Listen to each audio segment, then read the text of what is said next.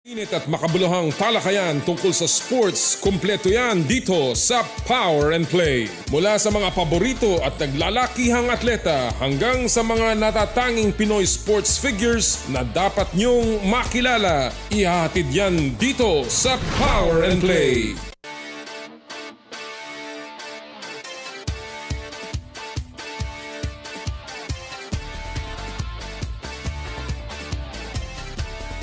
Sa kapwa ko Pilipino, ipagmalaki ang galing na meron tayo.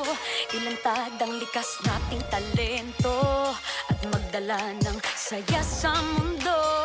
Sa harap ng pagsubok ay di susuko, para sa pangarap tayo'y porsigido. Magpakitang gilas na at huwag magpatalo, ipagdiwang natin ang Pilipino. Yan ang Pinoy. Mula noon at hanggang ngayon, talento natin ang bida. Mula sa simpleng bakuran hanggang entablado natin ipakita. May pagsubok man ng Pinoy, pinalalakas ng saya. San man tayo sa pulo, chumbe, sibay, lakay, amiga. Sama-samang pakita ang galing natin katropa. Sa kapwa ko Pilipino, Pilipino, yan ang Pinoy. Power and Play with Noli Iyala.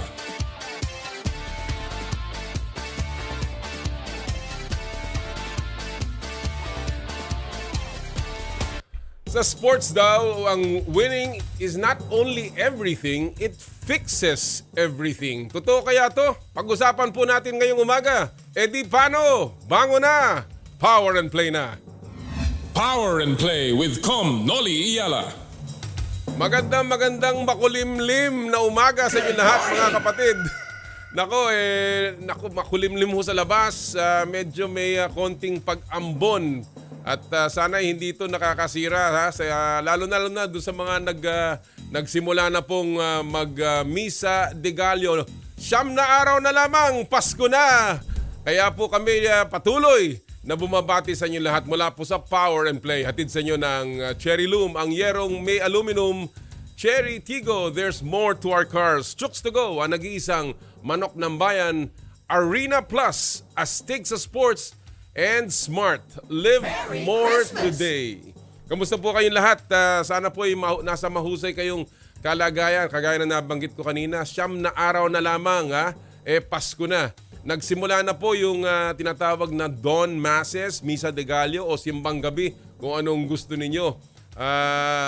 Sana ho'y patuloy tayong maghanda. Hindi lamang po para sa mga party-party o di kaya sa mga inuman o shopping ni Macy's. Ang dami nga naubos na noong 12-12 eh. Naubos ang credit card at naubos ang Christmas bonus. Ha? Lalong-lalo na sa gobyerno, ha? Binigyan pala ng 20 mil ng Pangulo, lahat ng mga government officials. Naku ubos na kaya yon. Pero mga kapatid, sana po yung maghanda tayo sa tunay na diwa ng Pasko, ha? Kaya po manalangin, magpahinga dito pong panahon na to at higit sa lahat magpasalamat, ha?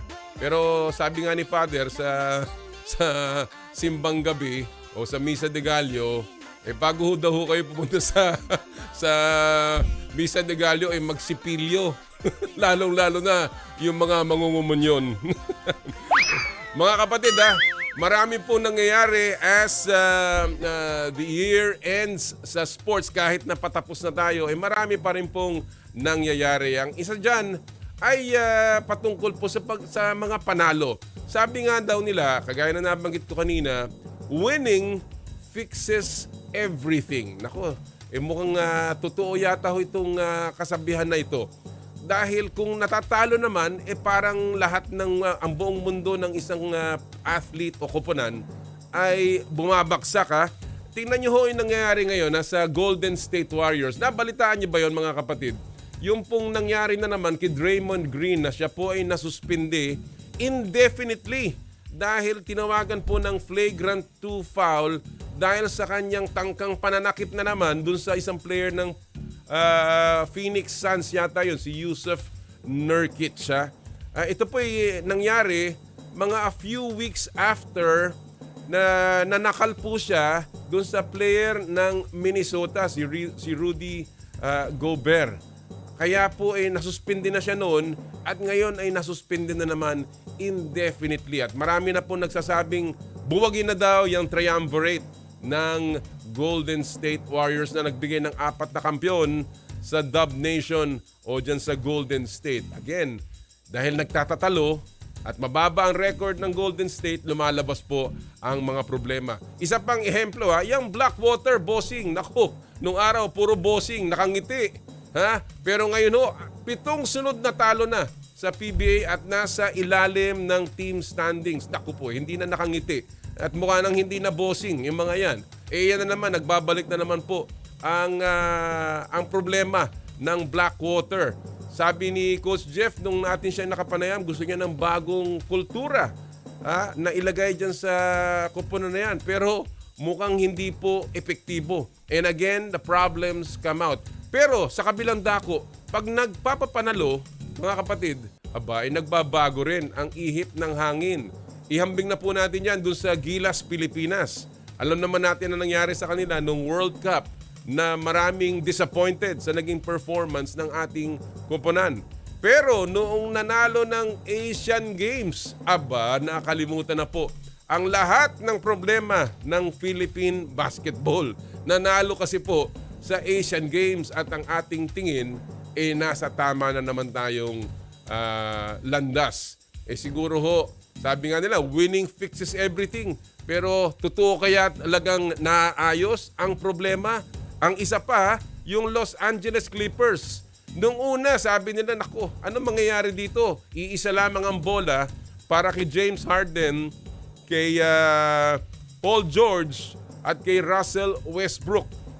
And for a while, talaga naman pong nalugmok na naman ang Clippers. Pero ngayon, nagpapapanalo dahil nagbago po ng sistema si Coach Ty Lue. Winning fixes everything. Totoo kaya to? Well, malalaman po natin dahil ang ating po mga panauhin ngayong araw na ito naandun sa maaaring masabi nating nakatali doon sa saying na yan.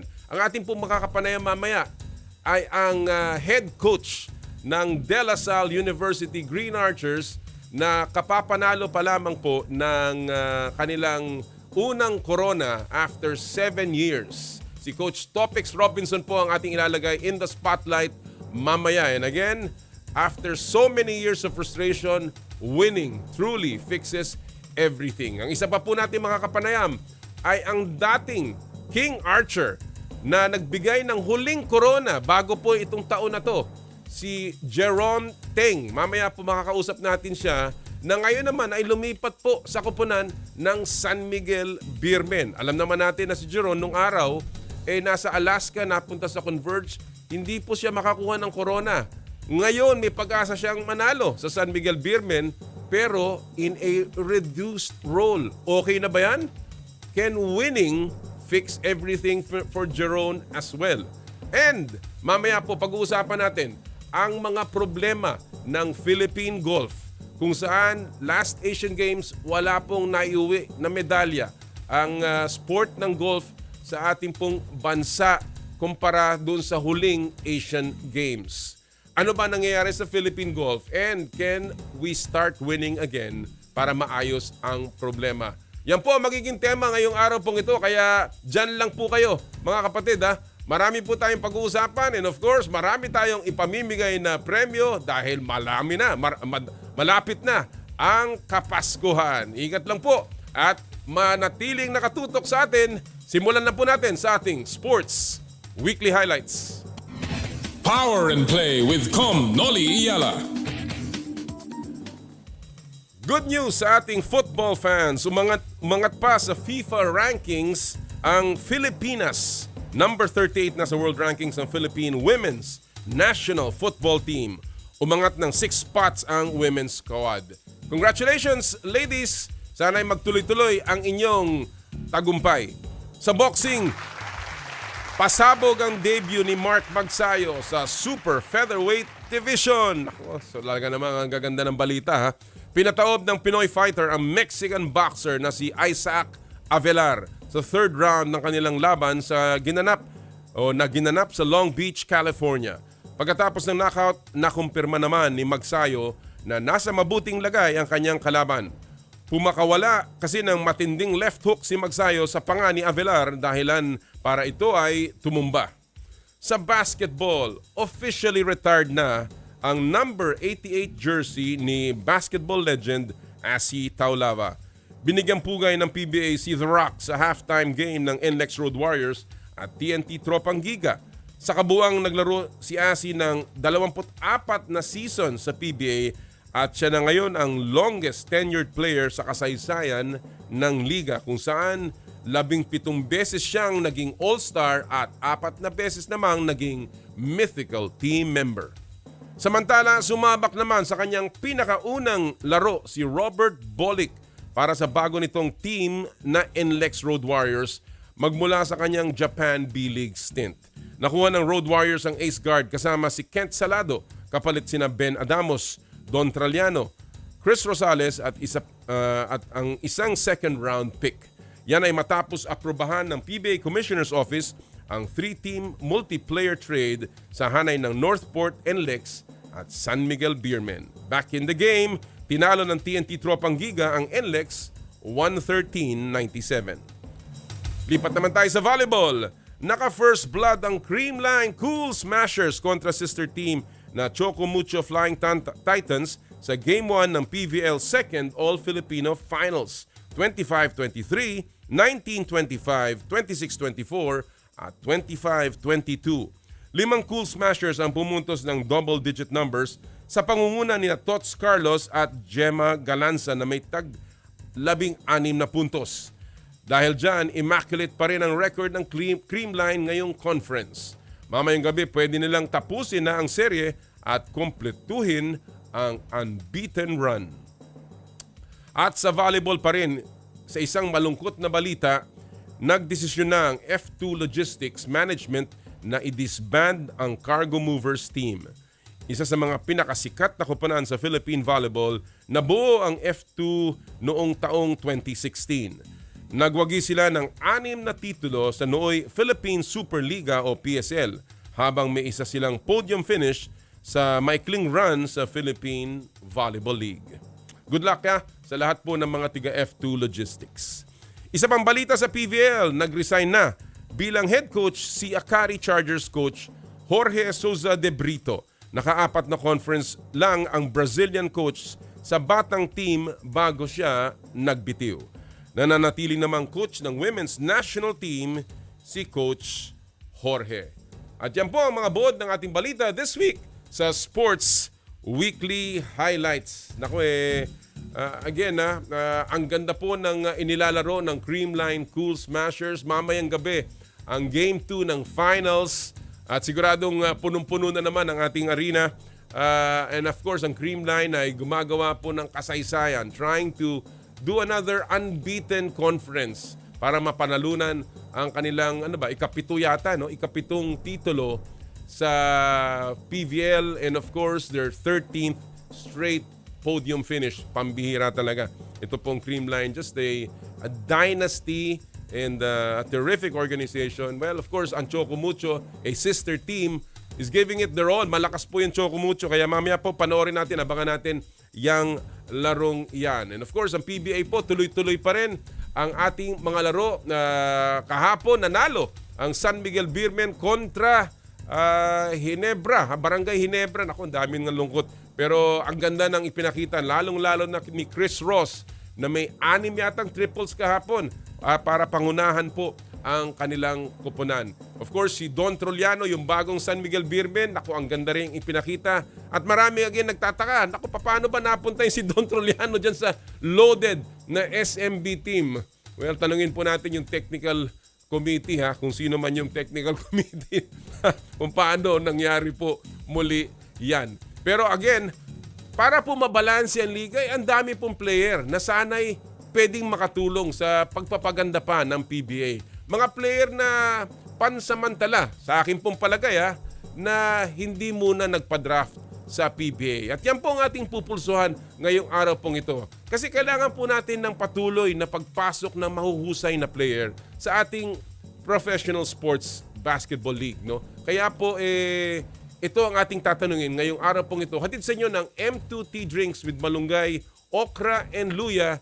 Drink your gulay and fuel up on energy with M2 Tea Drinks. Ito po ang ating pupulsuhan ngayong araw pong ito, ha. Sa mga players na nag-skip ng PBA draft sa mga huling taon, katulad ni Dwight Ramos, Thirdy Ravena, Carl Tamayo, Renz Abando, at Justin Baltasar at iba pa, ha? Sino po ang player na gusto nyong makita sa PBA, ha? Yan po sa mga player na yan. Kasama na rin siguro si Kai Soto at marami pang iba. Sino po ang gusto nyong makita sa PBA? Kung gusto nyo pong padala ng inyong kuro-kuro at magkaroon ng pagkakataong manalo ng M2 Tea Drinks with malunggay, okra, and luya, mag-post lamang po sa aking Twitter account at Noli Iyala, X account. Or di kaya sa mag-post po sa aming FB page ng Power and Play. At mamaya po kami pipili ng mga magagandang komento ninyo. Abangan nyo po yan mamaya.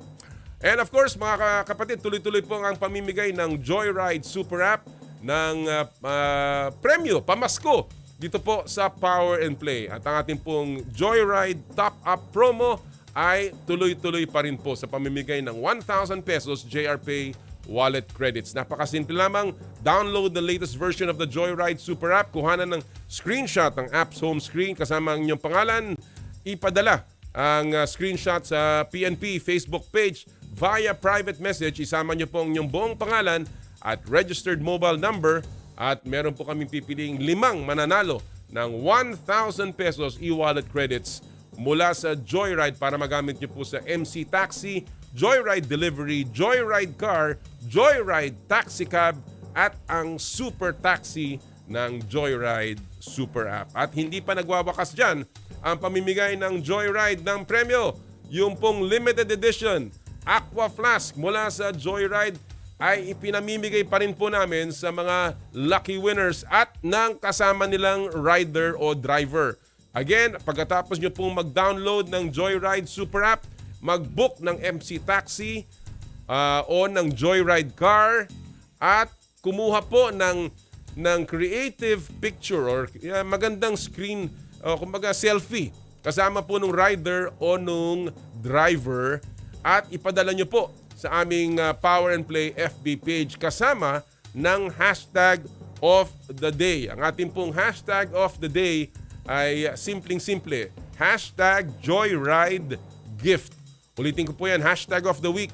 Hashtag Joyride Gift. Isama nyo po yan sa inyong creative picture para manalo ng limited edition Joyride Aqua Flask. Alright. Medyo marami-rami yun. Marami-raming ipinamimigay ang Power and Play. Tuloy-tuloy na po tayo sa huntahan at simulan na po natin ang ating Fast Take. Power and Play with Noli Iyala. At ang Fast Take ay hatid sa inyo ng Cherry Tigo. There's more to our cars. At ngayong araw pong ito ay tayo ay makakasama o ating pong makakapiling ang mga kaibigan natin sa sports media. Si Mike Jugado ng Malaya at si Ivan Saldajeno ng Dugout.ph or Dugout PH. Good morning, Mike and Ivan. Merry Christmas sa inyong dalawa. Good morning, Com. Advance Merry Christmas po. Thank you for joining us today. Merry Christmas. Merry Christmas. Merry Christmas, Mike and Ivan. Ako kita nyo naman ako ngayon, naka green and white, Christmas colors. Pero dahil dyan, dahil lang ating mga guests ngayon may connection sa green and white. Pero, I guess, talking about, Christmas time, mamaya, maaaring magkaroon na ng malaking Christmas gift, ang Creamline Cool Smashers. And I want to ask you about this. I guess I'll ask Ivan about this muna. Siguro tanungin ko si Mike. Mike, ang Creamline is looking for an unbeaten run sa PVL Second All Filipino Conference.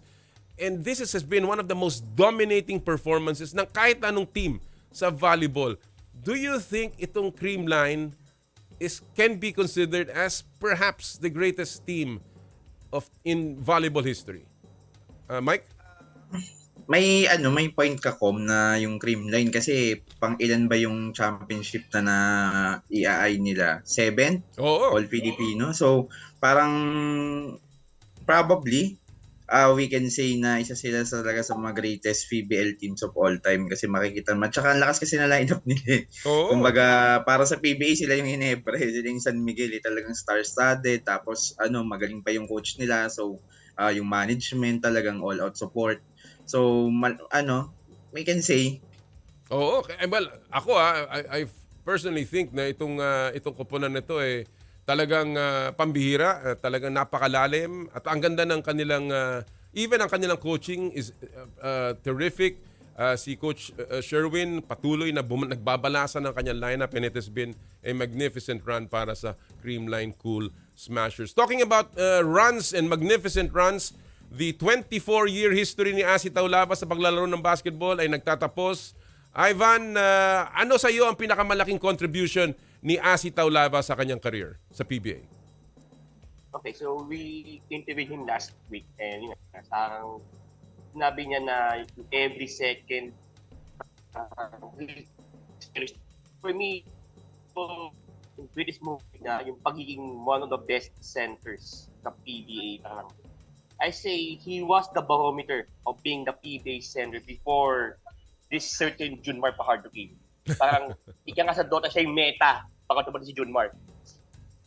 Well, I cannot agree more. I mean, when you talk about centers, big men, siguro si Asi talaga yung naging meet siya ng mahuhusay. I think one of his biggest legacies, of course, is being one of the premier Phil-Americans or yung Phil-foreign players ng PBA. When he came in, he was a dominating force at nagbago ang landscape. Just the way Steph Curry changed basketball, yung landscape ng PBA nagbago din with Asi Taulava, especially pagdating sa All-Filipino. Sapagkat he was a big man that could dominate inside. At maraming teams ang naghanap ng solusyon. Of course, Asi won one championship and I was very happy to have been in the PBA during his championship. At talagang masaya ako sa kanyang naging career and I wish him good life and ika nga sana'y magpatuloy ang kanyang pagbigay sa basketball dahil marami siyang maiambag. Alright, gentlemen. Alam nyo na ang drill dito sa Fast Take. Walang tama, walang mali.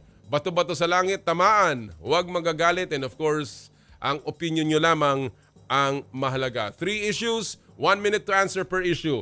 And we'll begin with the first issue of the morning. Ito ay patungkol sa masamang balita o nakakalungkot na balita na pagdidisband ng F2 Logistics sa PVL. So ang tanong, saang mga team ninyo gustong lumipat ang mga mahuhusay na players ng disbanded F2 Logistics Squad? I'll begin with you, Mike. You've got 1 minute. Go! Yun nga, tama ka po doon, Kom, na nakakalungkot yung balita, di ba? One of the most popular teams and dominant teams din, masasabi natin yung F2. Siguro para I'm after you din, Kom, yung balance, yung parity ng liga. So baka pwede dun sa mga bottom teams like Next Lead, Galleries Tower, although syempre yung mga players ng F2 hindi rin siguro biro ang sweldo ng mga yun kasi superstars din di ba? Sila Abby Maranyo, di ba? So Petrogas maybe.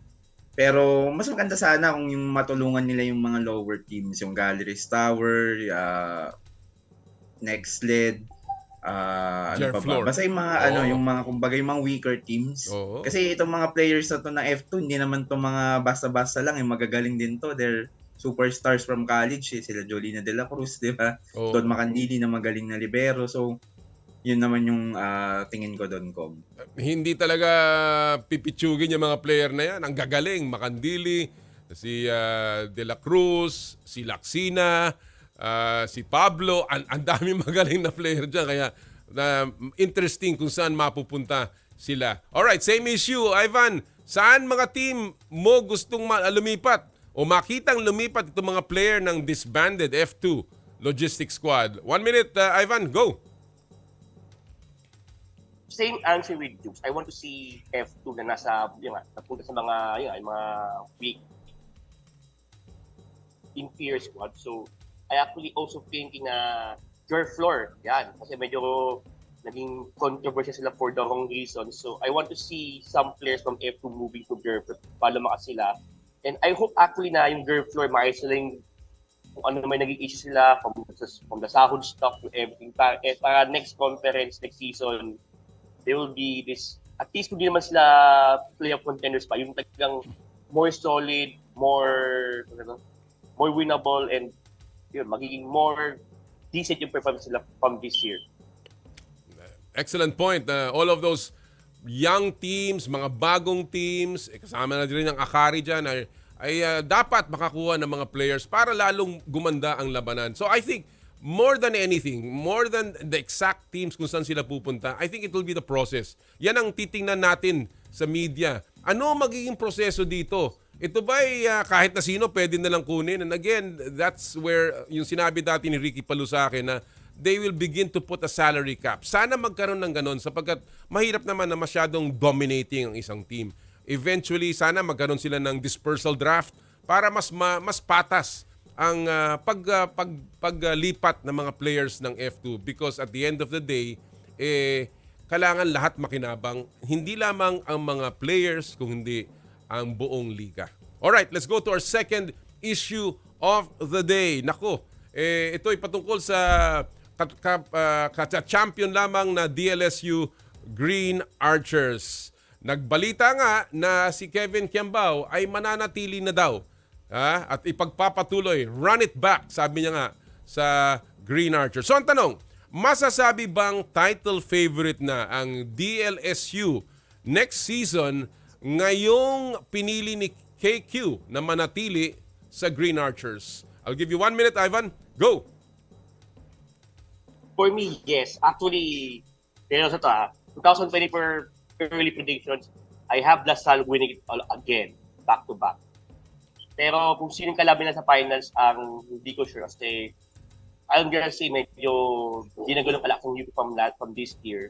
Pero for me, KQ staying is a good move kasi yun nga, he can improve his skills. Kasi may nabasa nga ako earlier somewhere na ito na if he wants to learn more, especially playing the wings or even the two spots, he must stay for 1 year na bago mag-pro. So, for me, it's a good call for KQ to stay as an amateur. Pero I won't be surprised as well kung bigla niyang bawi kasi, of course, his KQ is already a beast. So, whatever happens for KQ next year, I'm going to support him. I'm going to be watching him and I hope he's gonna succeed.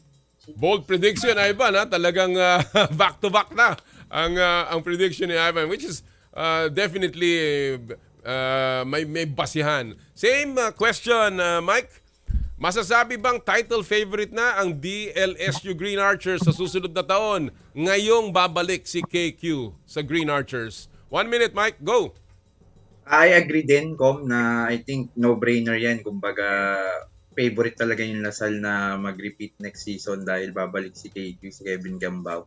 Magaling din kasi talaga magaling na coach si Topex. Kumbaga parang 50-50 yan eh. You have magaling na players and you have magaling na coach. So, recipe for success. Nakita naman natin yung ginawa nila after a slow start nung first round nito nakaraang season 9-0 winning streak, 'di ba? Tapos sa finals, hindi rin biro 'yun na game 1 natalo sila tapos dalawang sunod yung pinanalo nila against UP. Mahirap gawin 'yun, 'di ba? Kasi pag natalo ka sa game 1, parang medyo madi-discourage ka na, madi-dishearten ka na, pero props din kay Coach Topex na talagang nagawa niyang i-rally behind yung players niya na sumuko at mapanalo. At saka Kevin Kiambao, best collegiate player in the country today. So talagang yung palang title favorite na ulit ang LaSalle next season. Well, I cannot agree with you more. Of course, you never bet against the defending champion habang naandyan sila.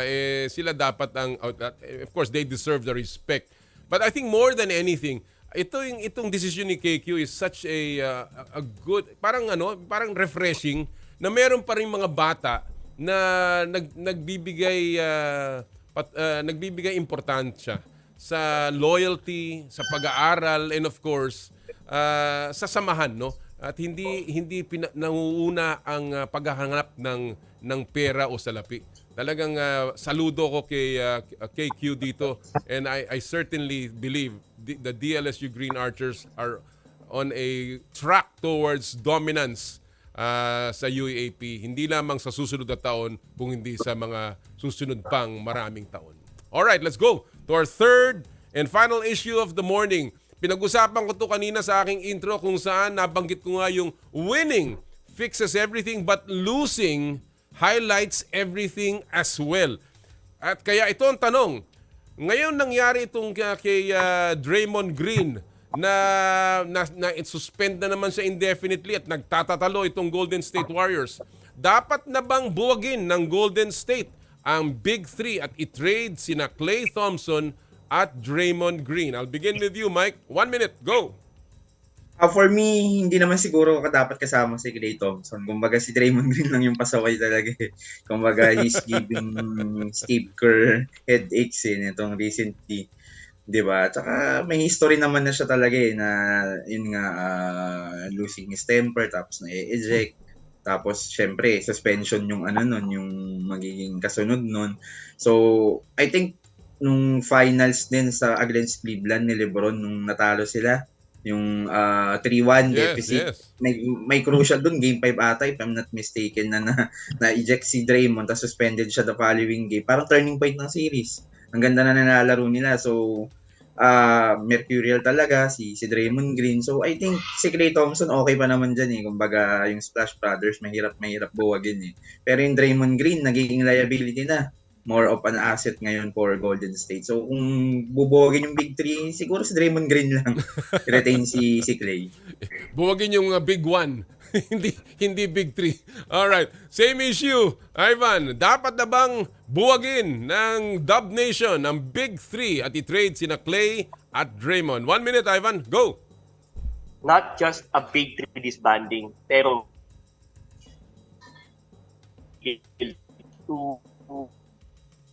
this way lang, tapos na yung as much as I like Steph Curry, as much as I like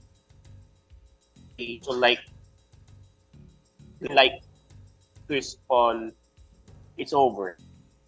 Parang this way they're kind of washed up na. Although Steph is doing well and kahapon nagpasikat ulit si Klay, pero he's not the Golden State of the 2010s. They're done. Parang it's time for a rebuild and hopefully let's give him sa mga bata-bata. Yung Kevin in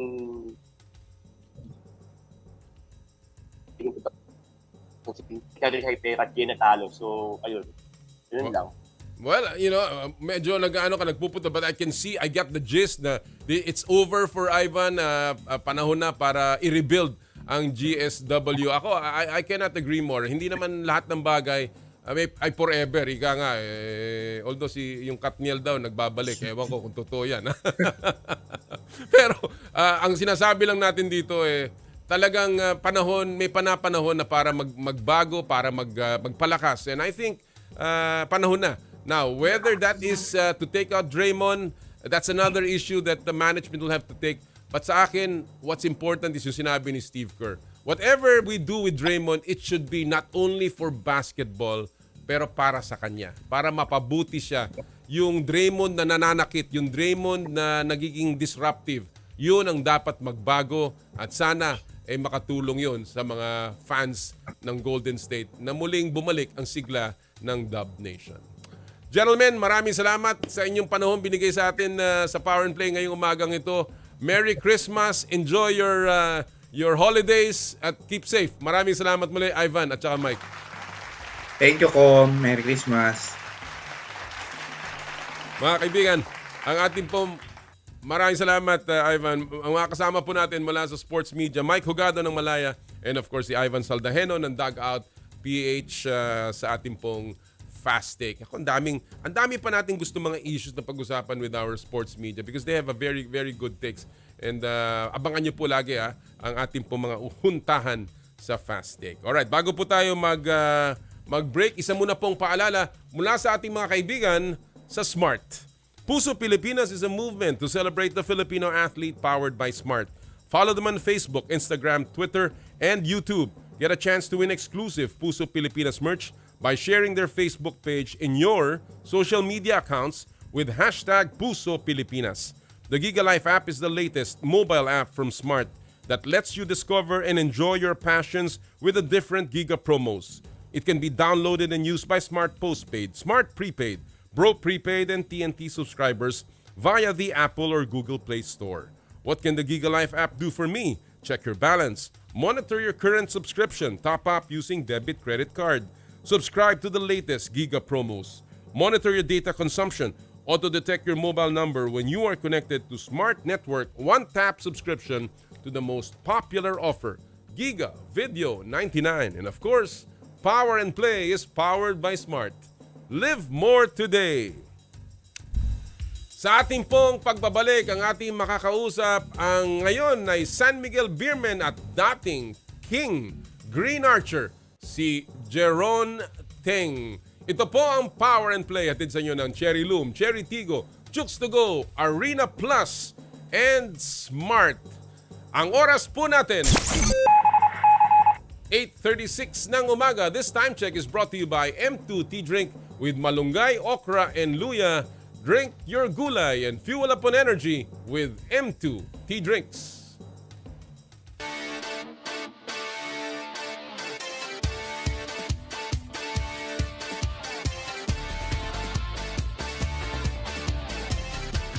I dare to dream big.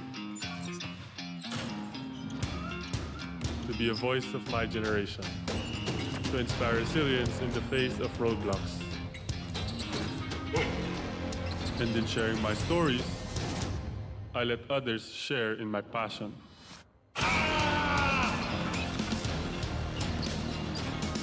Follow Kai's stories on Twitter and share yours. With Smart Double Giga Stories. Share 2 times the passion with 2 gigabytes for Twitter and more. Guaranteed every day, plus data for all sites. Simple, smart ako.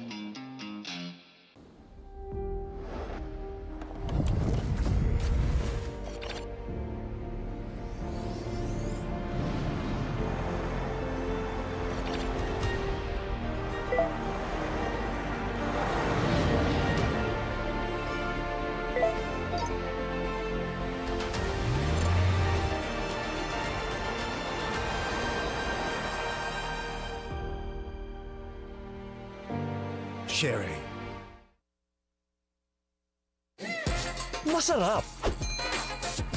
Malinis. Friendly store crew. At higit sa lahat, healthy.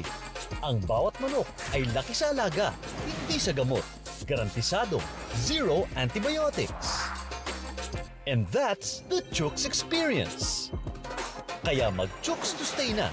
Dito lang sa Chooks.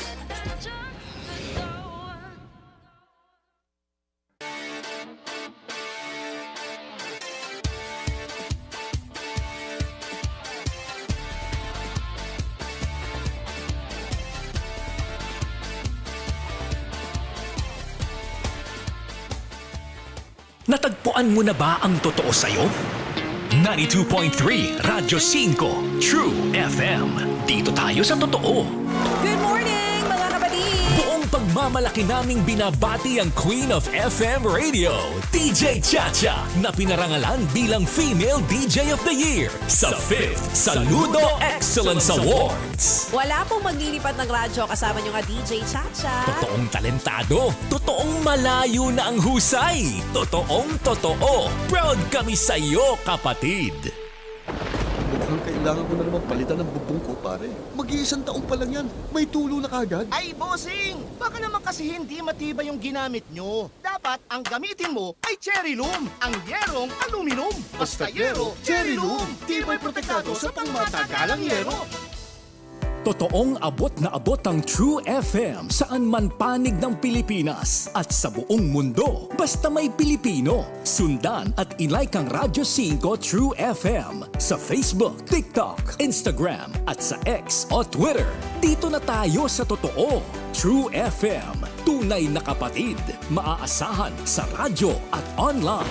Mukhang kailangan ko na naman palitan ng bubong ko, pare. Mag-iisang taon pa lang yan. May tulo na kagad. Ay, bossing! Baka naman kasi hindi matibay yung ginamit nyo. Dapat ang gamitin mo ay Cherry Loom, ang yerong aluminum. Basta yero, Cherry Loom. Tibay protektado sa pangmatagalang yero.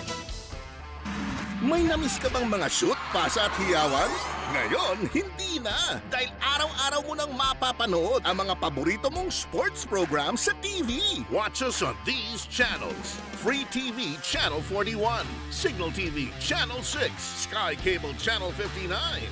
One Sports! Ito ang go-to tambayan for your favorite sports programs. Dito ka na sa paboritong tambayan mo pagdating sa sports.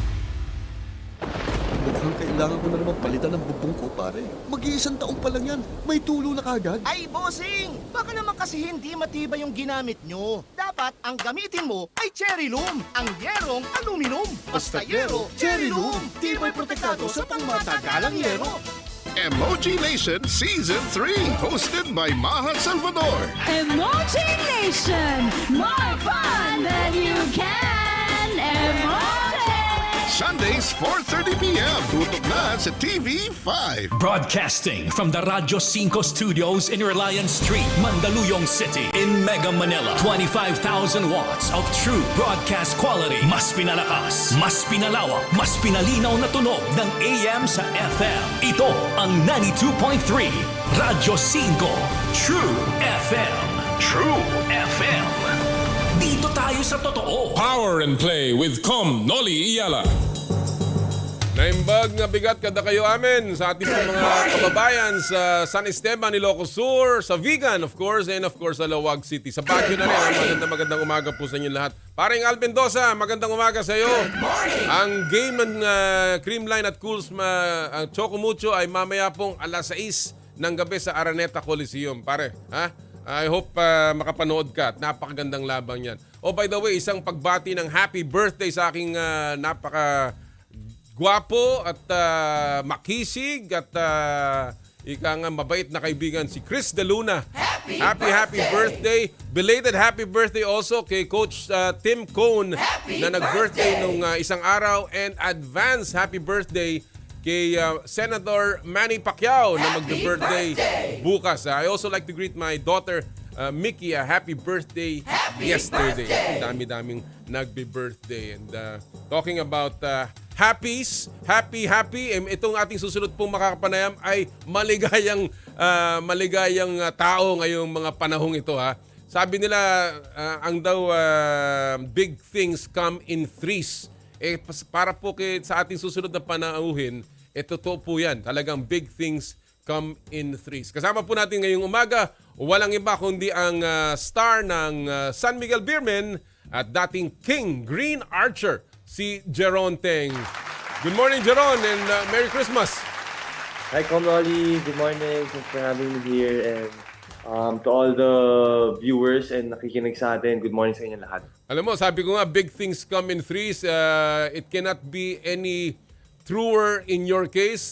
Nagpakasal ka, you got married, lumipat ka, may bago kang team, and of course, nanalo ang DLSU. So, three things coming really well para sa iyo. And let me ask you first, kamusta ang married life, Jeron? Good, everything good. I've been married since October 15 and may mga adjustments pero masaya magpakasal dahil may nag-aalaga na sa akin. Oo nga. Our best to Janine, your wife of course, and to the entire family. What has been the best part so far with Janine as a married couple, Jeron? Kasi si Janine very maalagain talaga sa akin So every morning before pumunta ng practice, she makes sure na prepared yung breakfast ko, na may kasabay akong kumain, kasama niya ako. So yun. And how has it changed your perspective pagdating sa paglalaro ng basketball, being married now? And of course, maybe eventually having a family. Siguro now that we're married, we think as one. Because before, I'd always think na parang how it's gonna be for me, pero now how it's gonna be for Janine and I, yung schedule namin, or if kunwari may gusto kong pasukan na ganito, kung paano namin ma-handle. So, yun yung biggest adjustment is now na nawala na yung parang think about your oneself, but to think for the both of us na. Well, I certainly wish you all the best. Alam ko magiging bagong inspirasyon itong pagiging bagong kasal, ika nga, and eventually ay magkakaroon ng mga chikiting, mga anak na alam kong iniintay na ni Lola Susan at ni Lolo Alvin. Yeah, for sure. Oo, inaabangan na yan, pati ng mga kapatid mo. Anyway, talking about adjustments, Jeron, you are with a new team, your second big thing in your life now after playing with Alaska at sa Converge. Of course, it's been a little bit slow ang paglalaro mo. How has the adjustments been so far, Jeron? Yung adjustment has been okay, pero the thing is, during the first game, I pulled my hamstring, so I haven't played since. Oo nga. So right now, I'm just being patient. I'm still waiting for the go signal ng doctor namin dun sa kung saan ako nag-rehab, nag-clinic. So right now, I've been patient with sa PTs namin and sa mga trainers ng San Miguel, sila PT Edward, sila si Coach Aldo. So I've been working out. I started with my workouts na, my rehab. So yun, patient lang ako even though it's hard na kakalipat ko ng bagong team. Tapos unfortunately, na-pull ko yung hamstring ko. Pero, iniisip ko na lang na this is a way for me to get stronger. Especially na minor lang naman yung injury ko. And definitely, I'll be back sooner than soon. And sakto sana, syempre, we know naman San Miguel laging deep playoff run eh. So, sana mag-start na ako sa diretso na. And yun, right now, making most lang of what I have. And watching the games, watching sa practices. So, learn sa mga teammates ko ngayon. And, hopefully, when I get back, sana yung adjustment is malesen and sana makalaro na ako na maayos. How happy are you na, after playing with Alaska, of course, in Converge, spending a lot of time sa Converge, ngayon ikaw ay joining a star-studded team, a powerhouse team, a loaded team, nagdagdag pa kayo ng Don Troliano recently, and now you have a real chance of winning. How satisfying is this? I'm really blessed dahil like what you said, Nolly, we know naman San Miguel, every conference is a championship contender team. And kahit nga right now, even though we have a lot of players who are injured, we're still winning. Yesterday, we had a game against Ginebra and we beat them. And wala pa yung Junmar. Si Kuya Junmar yan. So, yan. Pero he'll be back then by the end of the conference towards the playoffs. So, we're all very optimistic and we're just all preparing for, the remaining games and the playoffs. So, obviously, ang role mo dito sa San Miguel will be different. And I want to ask you about that because unlike even in your collegiate days and then of course when going to Alaska and Converge na you were I guess kung hindi man main but one of the primary focuses of the system, of the offense. Ngayon, sa dami ng magagaling dyan, you talk about Junmar, CJ, there is Lassiter, and everyone else there.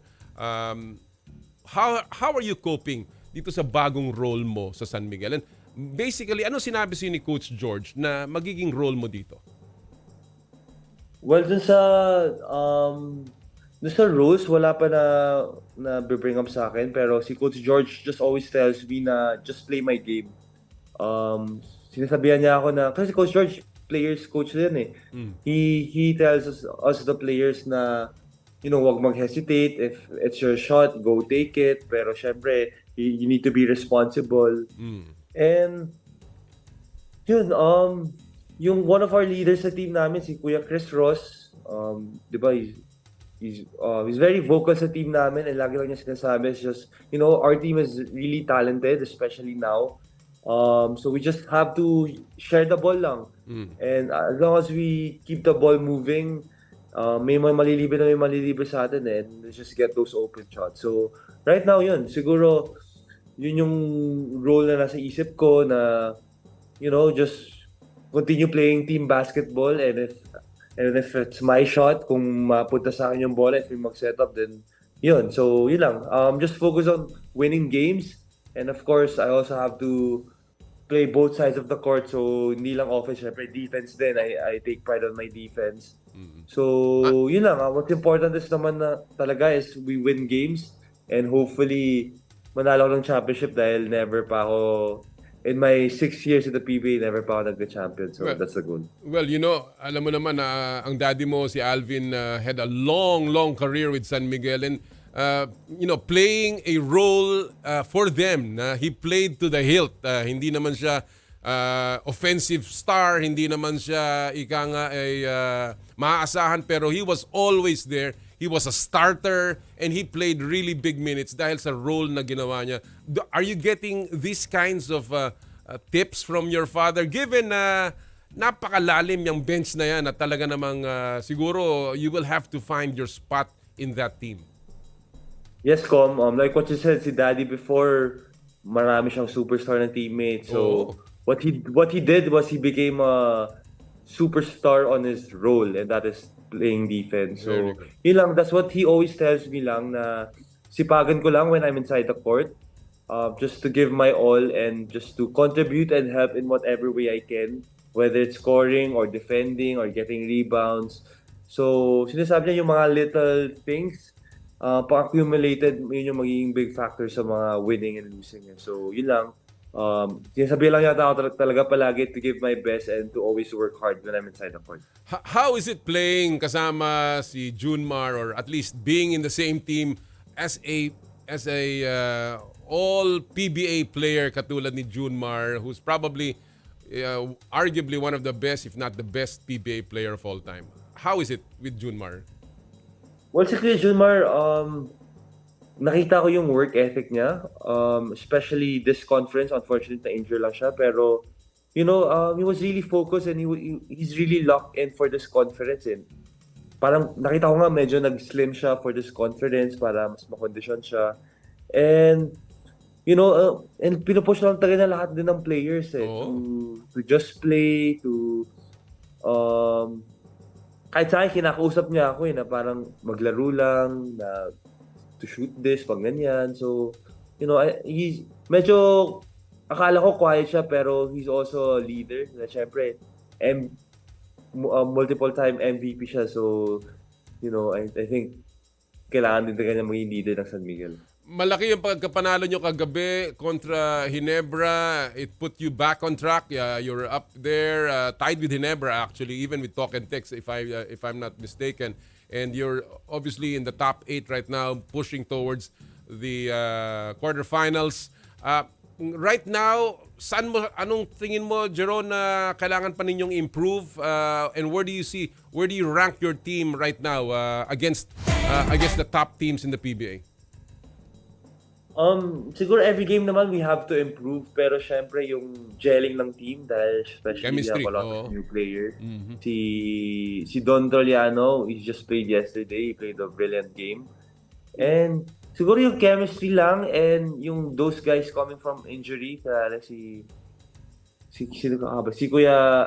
Terence Romeo, kakabalik lang din kahapon. So once na ma-complete na lahat and lahat makondisyon na, hopefully sana doon na kayo mag-start I feel like this conference hindi pa kami nag-peak kasi medyo pag ganun roller coaster ride. So hopefully towards the end of the conference and papuntang playoff, sana mag-peak na kami para dire-diretso na. And siguro yun lang, playing together lang and syempre yung siguro yung taking pride sa defense namin, yung mga kailangan namin improve lang. And of course, yun lang. What are your expectations? Anong nakikita mo dito for you? What are you expecting with San Miguel? Of course, everyone's hoping for their first championship, but realistically, anong expectations mo dito, Jeron? I think kaya Noli yung dati before ako mag San Miguel, yung nasa Converge pa ako, nasa Alaska, San Miguel, I think about them as a championship contender talaga eh. Oo. Especially now na parang very deep talaga yung roster namin ngayon eh. And like sinasabi nga ng mga veterans namin is parang next man up eh. So kung sino nasa court, everybody can play here. Basta as long as we really find that chemistry and magtuloy-tuloy lang kami and sana feel ko kaya mag-champion eh. So that's really the goal. Well, But first, syempre, we need to make it to the quarters first, sa semis, finals. Pero with San Miguel, the goal is to really win championships. Eh. I know. Especially with Kuya Junmar there. That's really the goal. Well, it's the flagship team ng conglomerate and of course, it's one of the winningest, if not the winningest, franchise in PBA history. So talaga namang expectations yan. Hindi lamang ng management kung hindi ng buong basketball world, no? Na ang San Miguel uli ay mananalo. And of course, Jeron, Teng, si Don Troliano, mga bagong pickup is really, of course, and also your rookies. Well, the third big thing in your life, of course, happened a couple of weeks ago kung saan nagkampiyon ang iyong De La Salle University Green Archers. You were there, you watched the game, and obviously it was a terrific feeling. Kayo yung huling champion bago nag-champion this season.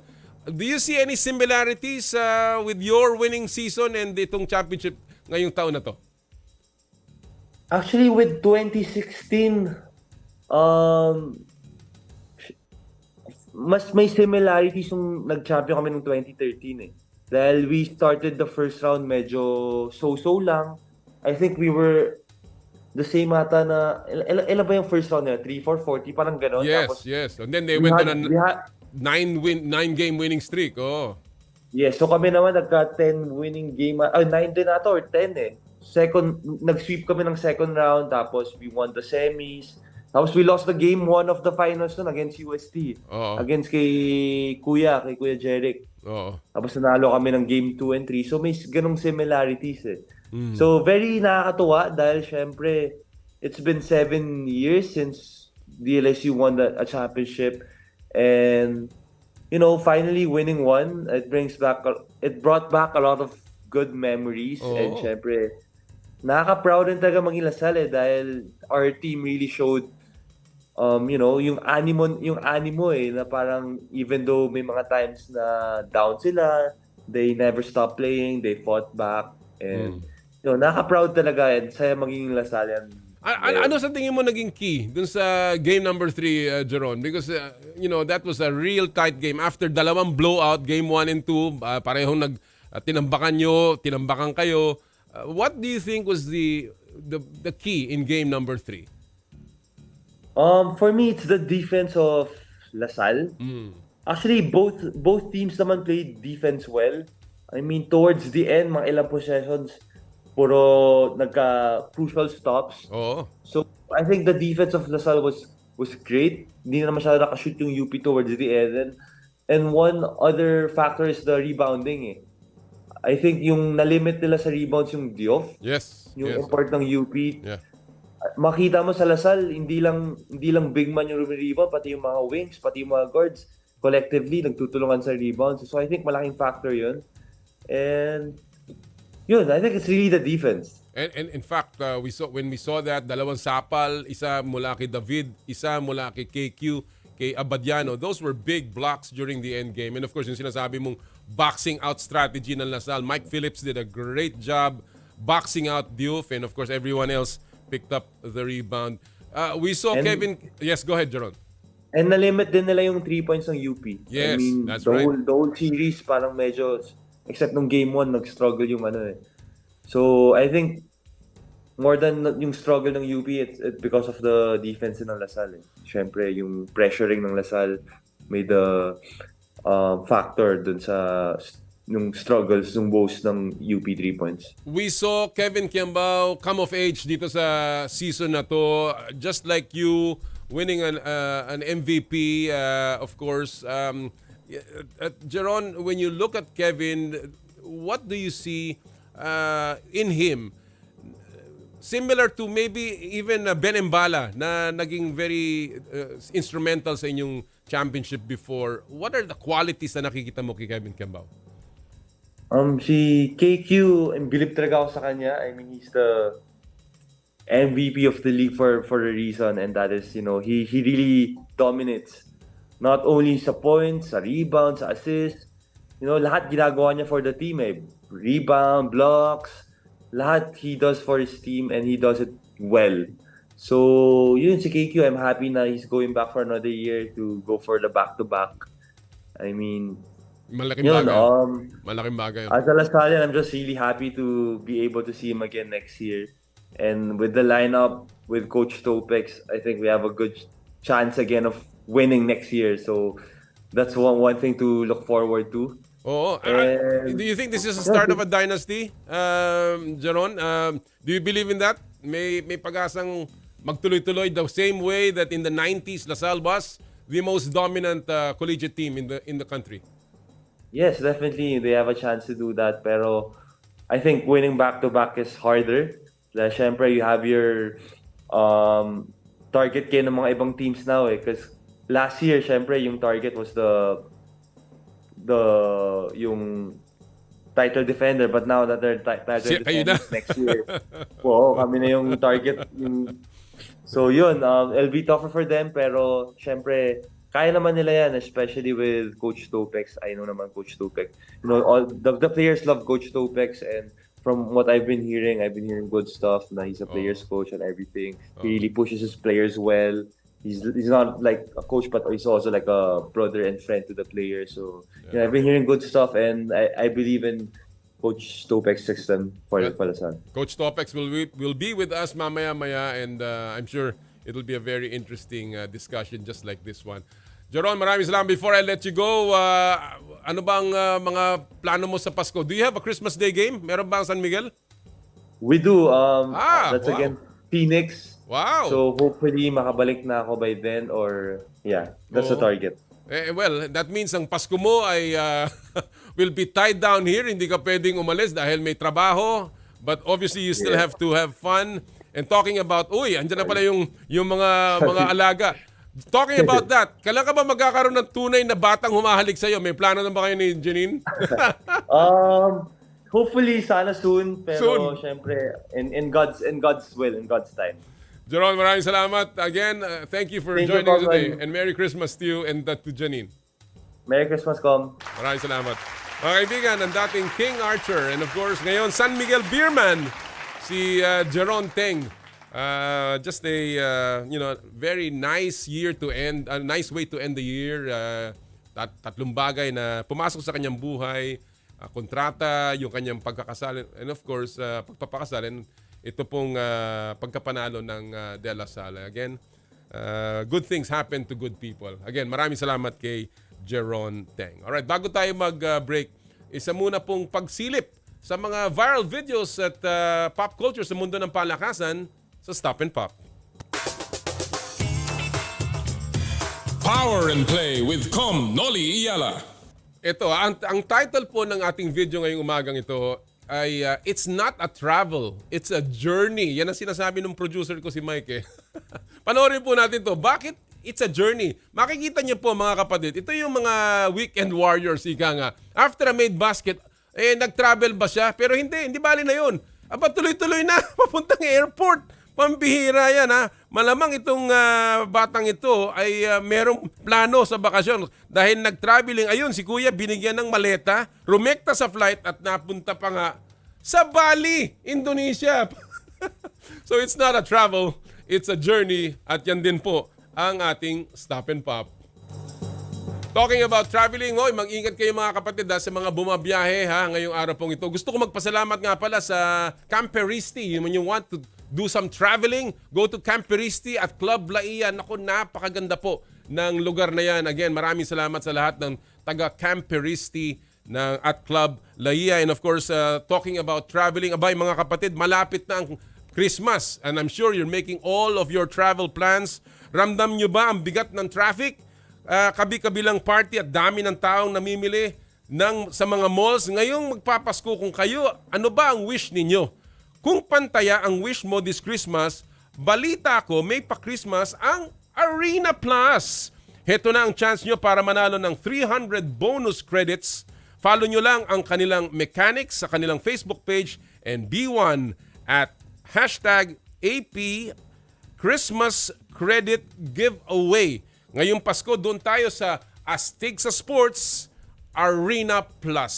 Maraming salamat sa lahat po ng mga taga Arena Plus. When we come back, we talk about another kind of green. Yung pong greens ng Philippine Golf with Jong Arcano, editor ng Inquirer Golf, at si Adrian Flores, editor ng Perfect Drive. At mamaya po, makakasama naman natin Coach Topex Robinson from the Green Archers of the DLSU University Champions of Season 86. Ito po ang Power and Play hatid sa inyo ng Cherry Loom, Cherry Tigo, Chooks to Go at Arena Plus. Ang oras po natin, 9:06 ng umaga. This time check is brought to you by M2 Tea Drinks with malunggay, okra, and luya. Drink your gulay and fuel up on energy with M2 Tea Drinks.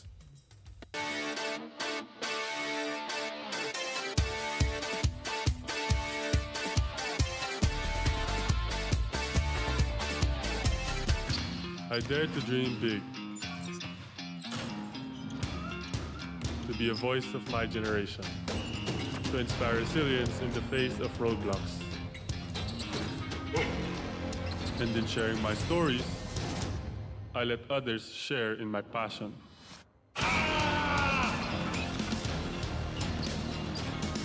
Follow Kai Stories on Twitter and share yours. With Smart Double Giga Stories. Share 2 times the passion with 2 gigabytes for Twitter and more. Guaranteed every day, plus data for all sites. Simple, smart ako.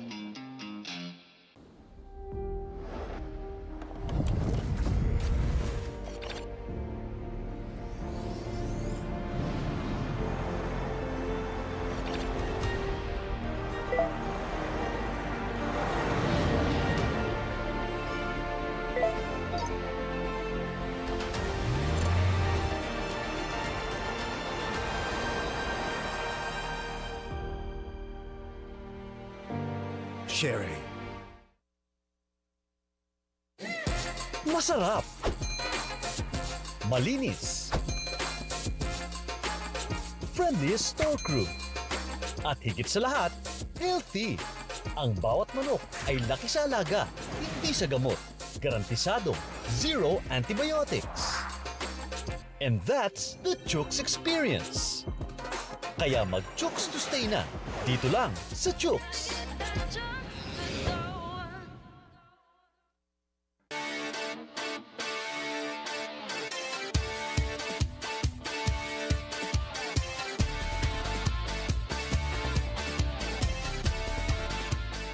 Totoo sa paghahatid ng balita, impormasyon, serbisyo. Totoo sa'yo. 92.3 Radyo 5 True FM. Dito tayo sa totoo. Mukhang kailangan ko na naman palitan ng bubong ko, pare. Mag-iisang taon pa lang yan. May tulo na kagad. Ay, bossing! Baka naman kasi hindi matibay yung ginamit nyo. Dapat ang gamitin mo ay Cherry Loom, ang yerong aluminum. Basta yero, Cherry Loom. Tibay protektado sa pangmatagalang yero. Tutukan gabi-gabi ang malalimang pagsisiyasat ng mga napapanahong balita. Hihimayin ang iba't ibang anggulo para sa mas malawak na diskusyon at impormasyon. Samahan sina Ed Lingao at Mian Los Baños mula sa Frontline. Tonight, Lunes hanggang Biyernes, 10:35 p.m. sa TV5. Mukhang kailangan ko na naman palitan ng bubong ko, pare. Mag-iisang taon pa lang yan. May tulo na kagad. Ay, bossing! Baka naman kasi hindi matibay yung ginamit nyo. Dapat ang gamitin mo ay Cherry Loom, ang yerong aluminum. Basta yero, Cherry Loom. Tibay protektado sa pangmatagalang yero. Season 2 na ang Wow Mali, Doble Tama. Pranks na parang totoo, ito todo pa.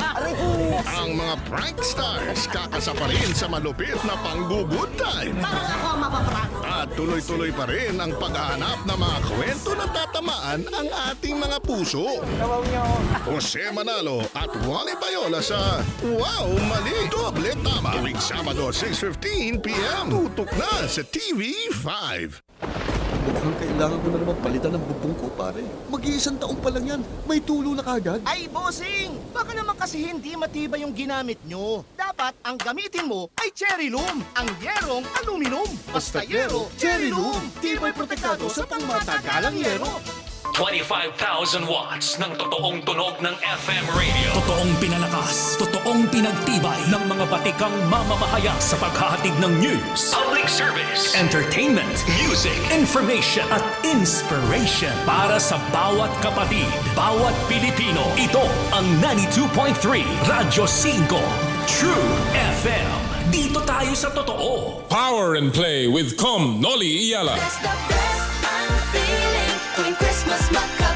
Pasko na mga kapatid ha, and marami rin nagpapakasal ngayong mga panahon na to ha. I'd like to of course congratulate ang anak po ng aking kaibigan na wedding day ngayong araw pong ito.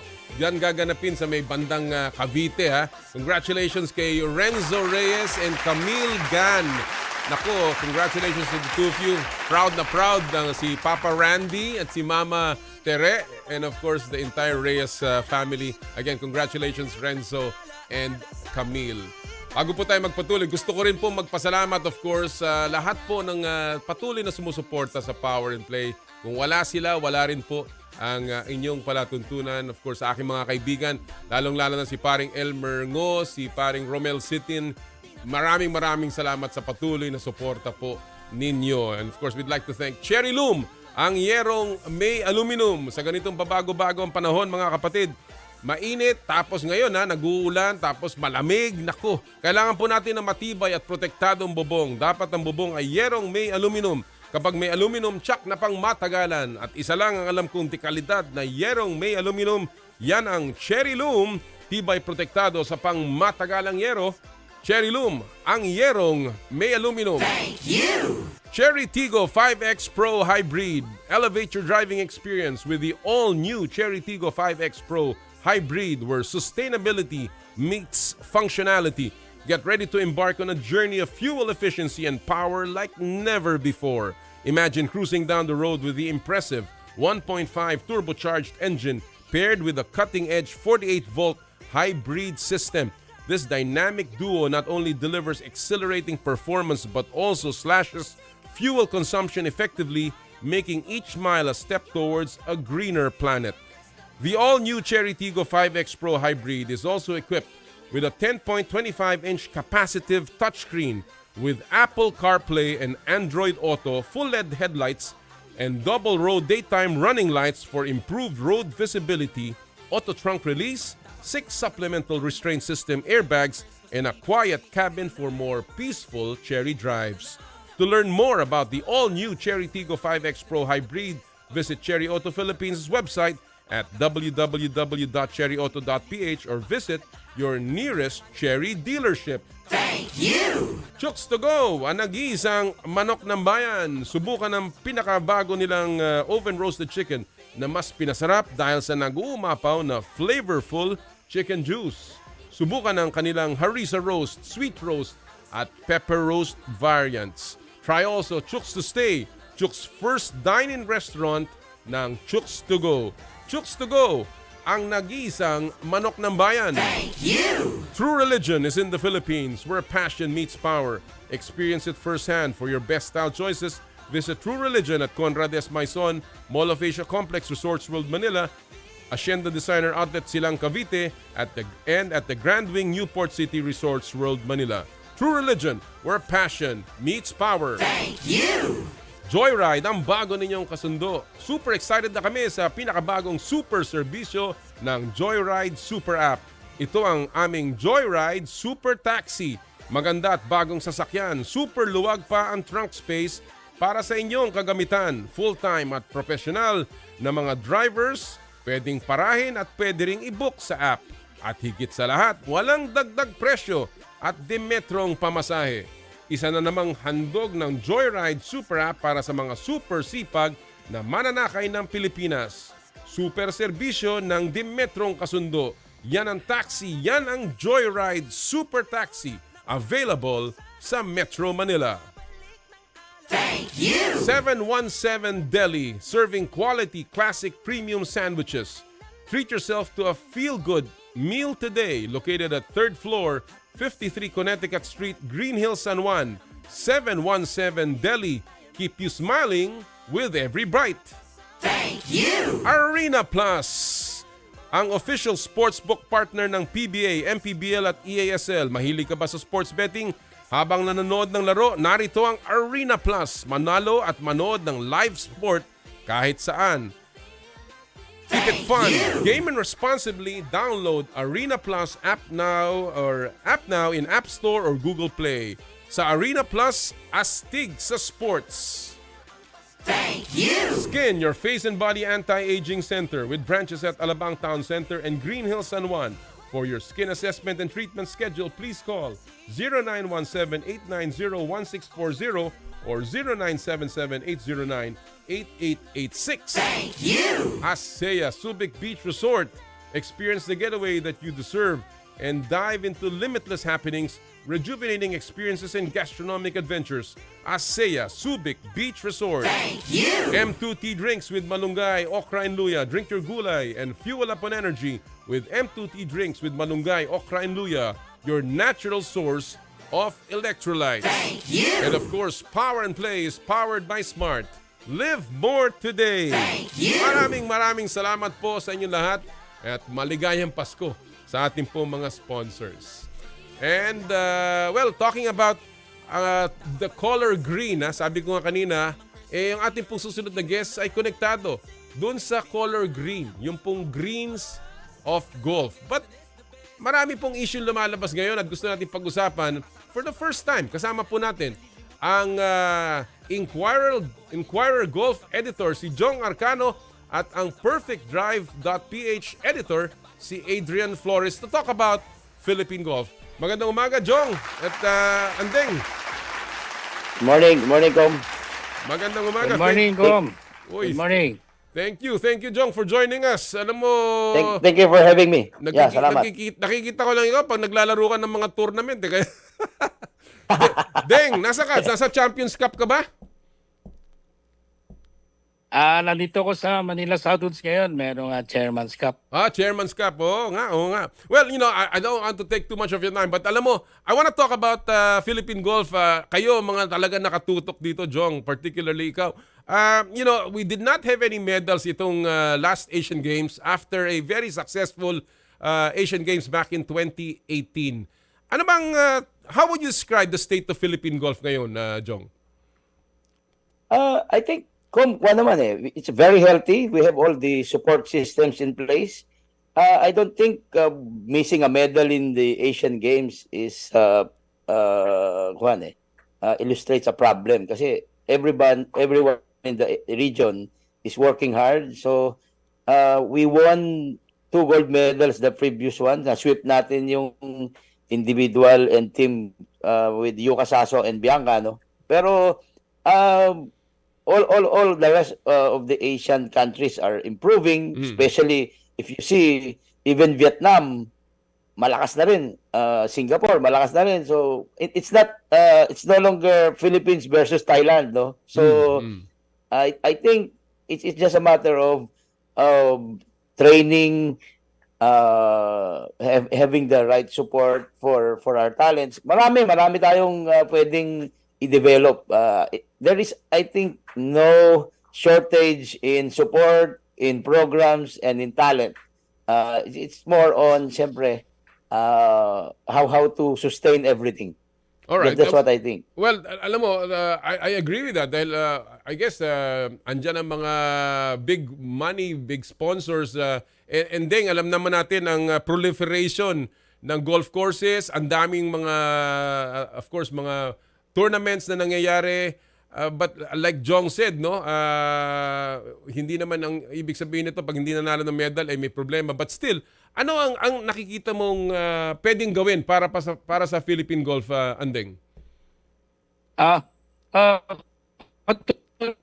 Yan ang sabi ni Jong, I think yung support ng golf clubs would be crucial also sa development ng golf natin in the next few years, yung mga ibang clubs, they're extending naman na yung kanilang clubs na mabigyan sila ng mga libreng laro or minsan sa tournament libre But I think more than anything else, yung support, yung maramdaman ng mga players na pati yung mga home clubs natin sa Pilipinas ay sumusuporta rin dito sa ginagawang efforts ng halimbawa ng NGAP, yung NGAP, para makatulong din sa sa pag-discover din or pag magkaroon ng avenues yung mga players na makalaro ng mga championship courses para pag laro nila sa labas makakakompete tayo na mabuti.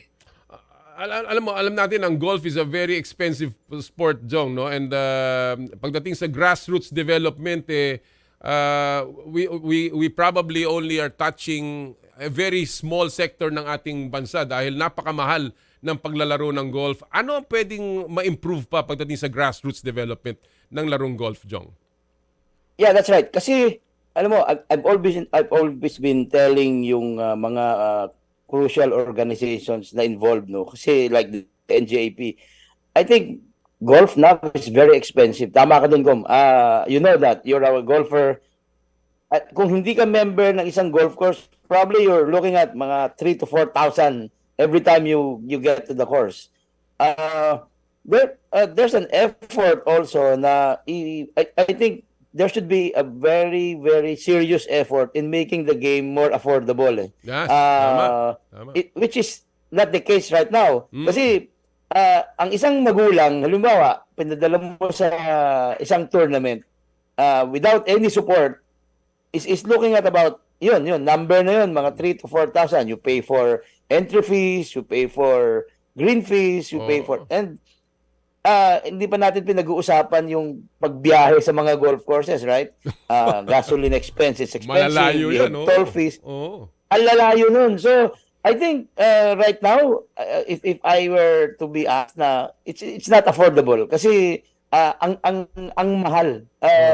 And it's a challenge, a challenge to an organization like the NJAP to do something. Kasi ang mahal na. Even my friends who are well off, who can afford everything, medyo nagrereklamo na yun. Medyo umaaray na. Yung mga di ba? So, it limits yung exposure ng mga bata Parang, if you were to ask me, I know of a golf club like Orchard, which is giving free access to their driving range and even their golf course. So I think we have to pursue that kasi sayang naman. I think golf is in a boom right now. Lahat ng golf share 200% rise, but kailangan bumaba yung benepisyo sa development right? So tama yan kahit naman kung ako Southwoods member, kumita na ng 5 million yung share ko, pero paano naman yung development, di ba? Sana all the clubs, like Anding said, kailangan magkaroon ng concerted effort towards yung develop. And I think development is supposed to be growing the game. And I see that also the NJAP is doing things that's going to that direction. Alam mo, when I was in the PSC, si Tommy Manotoc also had this program about going around and mamimigay daw siya ng mga used golf clubs even to the youth, no? And then, alam mo, one of the things, and ikaw, madalas ka sa mga tournaments and we see a lot of clubs coming up with these tournaments na napakamahal, kagaya ng sinasabi ni Jong, hindi yan mura, no? At ang isang tournament na nawala ay yung Cadiz tournament, no? Yung nung araw, 'di ba? Natatandaan niyo yung Euratex na kung saan talagang nakaka-develop ito ng mga Cadiz, nakakakuha tayo ng talent.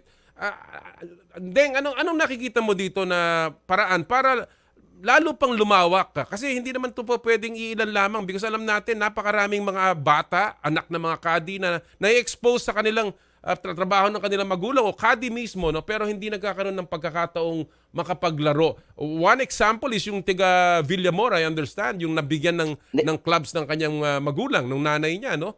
Deng, anong nakikita mo dito? Navy. Ng Navy, that's right. Ganito, no? May ongoing Cadiz tournament ngayon na organized by a certain group,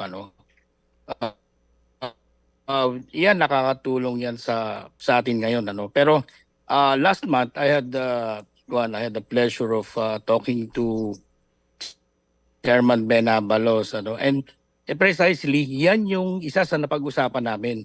It is to revive the Cadiz tournament. Not necessarily the Eurotex type, pero ang sabi niya sa akin, sa mga sa mga sa mga next few years sana, gusto niyang maibalik yung Cadiz tournament para daw magkaroon tayo ng ulit ng parang mas dumami yung ating pool na pwedeng ilaban sa labas, kasi ang napapansin daw niya is yun nga, except for a few na nagkakaroon ng pagkakataon na makalaro, like si Charles Cerdeña, na na-sponsor ng isang malaking telco recently, wala talagang opportunities for this yung mga anak ng Cadiz, anak ng groundskeeper.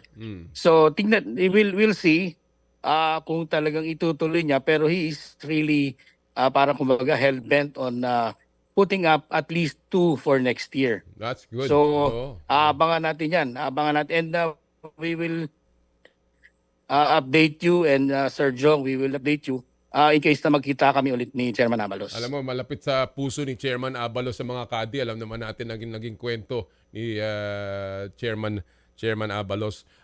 Jong, what is the outlook for 2024 ng Philippine Golf? Sino mga golfers na nakikita mo na pwedeng umangat and who probably will give more honor to the Philippines? Naku, as a whole, I think the sabi na nga at Com sa basketball, the bench is deep, no? Marami tayong up and coming talents which are just about yung mga breakout nila. This kid named Shinichi Suzuki, he's a 6-footer kid training out of Southwoods, feel Japanese, pero I'm sure he will stay as a Pinoy. Based on what I heard from circles. So, baka maging Lucas Sasso yan, ha? Baka maging Lucas Sasso yan, ha? Oo nga. Kailangan papirmahin na lang kontrata na 20-year contract, di ba? But I think that this kid gets all the support he needs. He trains at Southwoods. He's well exposed to tournaments abroad. Tapos yun na again, we recently came up with this story nung kay David Cerdeña, and boom, as in talagang araw-araw pinapasalamatan ako ng nanay niya. But sabi ko, hindi po, lang yan, trabaho lang namin yan. But you see, he's getting all the, again, nagkaroon ng snowballing of support courtesy of yung mga corporate sponsor, which is I think dapat mangyari, parang mas maganda, maraming tournament, maraming prizes, maraming incentives. So imagine sa America, you are looking at about 100 tournaments every week. Tama. Tayo siguro mga once a week, ganyan. So kailangan maging ganun, because for a kid to grow, for a kid to really improve, he needs exposure. Especially, kailangan palabasin mo yan. Kumbaga, galing sa tupada, pupunta sa derby. So, and that's why doon mo kailangan ng cooperation ng golf courses. Kasi kung hindi sila makakalaro. Napakamahal, sabi nga natin, di ba? Oo. Well, yeah, I think it's the best time for me also to challenge through your program na lahat ng mga exclusive courses to at least open their doors. Kasi, kahit isang araw lang. Kahit isang araw. Sana makita rin nila yung sense na junior golf is the way to go. Yes. Hindi ko naman sinasabing buksan nyo yung mga para sa mga middle income na kagaya ko na hindi maka-afford ng mga green fees sa mga golf courses nyo, no? I think you open your doors to development. Kasi which I think even your simple caddy can really hit it big someday. Yeah. I just had this story again the other day about a self-taught ex-caddy from Sarangani. You know, parang biglang tinalo niya lahat yung mga national team. So you see, parang may mga ganong stories around that we can really, get inspiration from. So maganda ang 2024 if we can see the NJP working with the golf clubs, the NJP working with all the interest groups, especially Ricky Razon, right? So Ricky Razon yan puso niyan golfer eh. Talaga? So he knows where to put the money.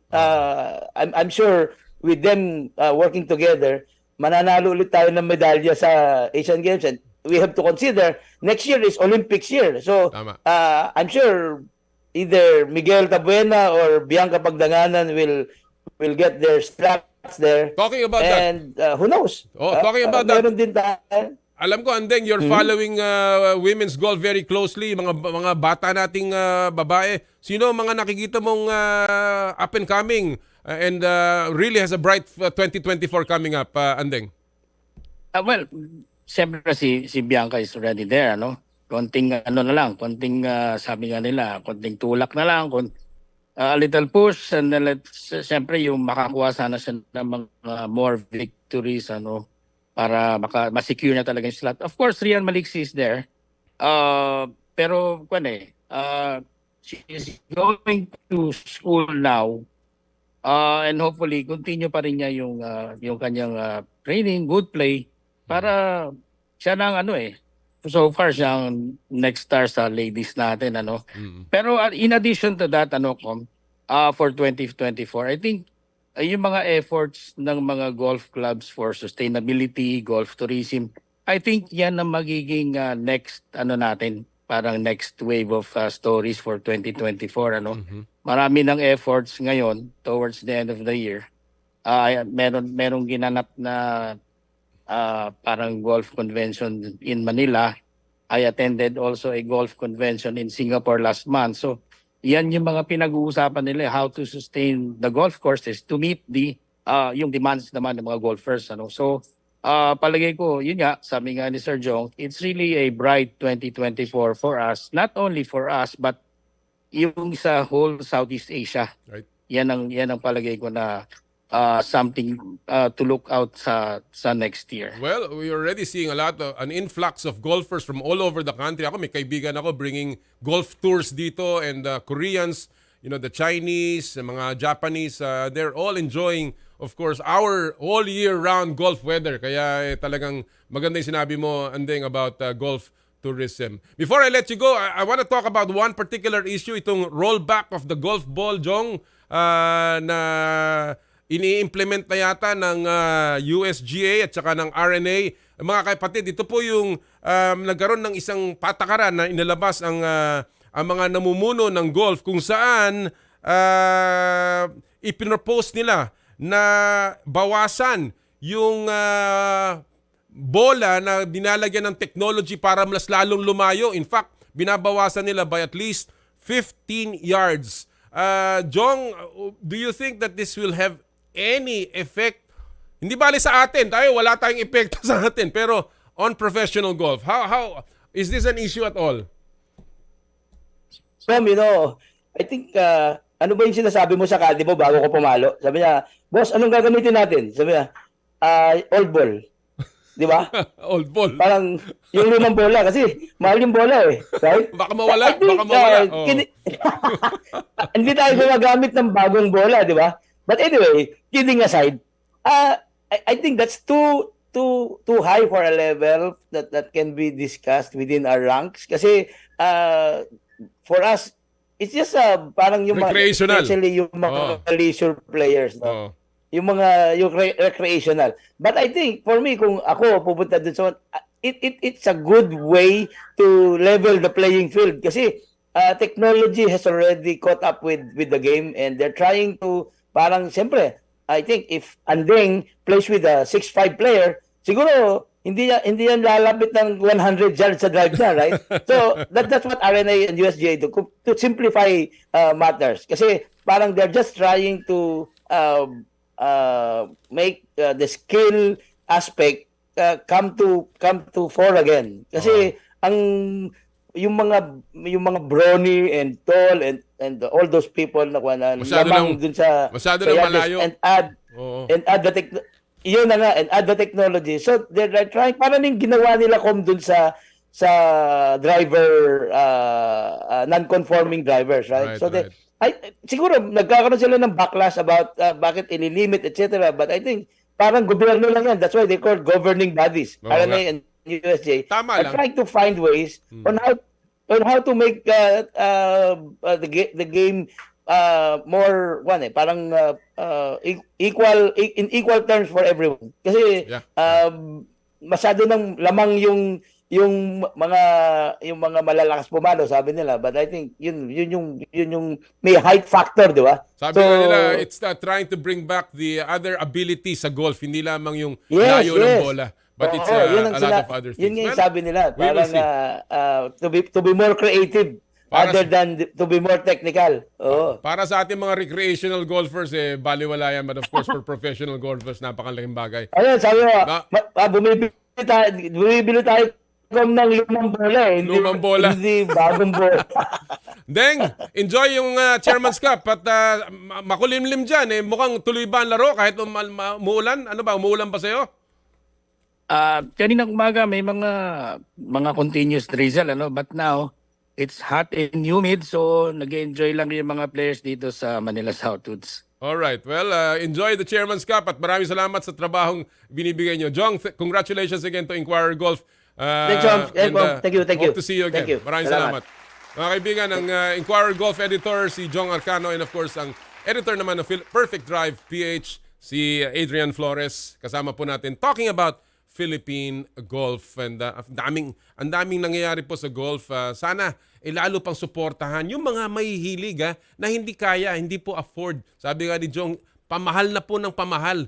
Talagang sana kahit papaano marendahan ng NGAP ito pong green fees at mabigyan ng pagkakataon ang mga hindi masyadong may kaya na makapaglaro po ng golf dahil marami pa tayong pwedeng ma-develop ng mga players dyan.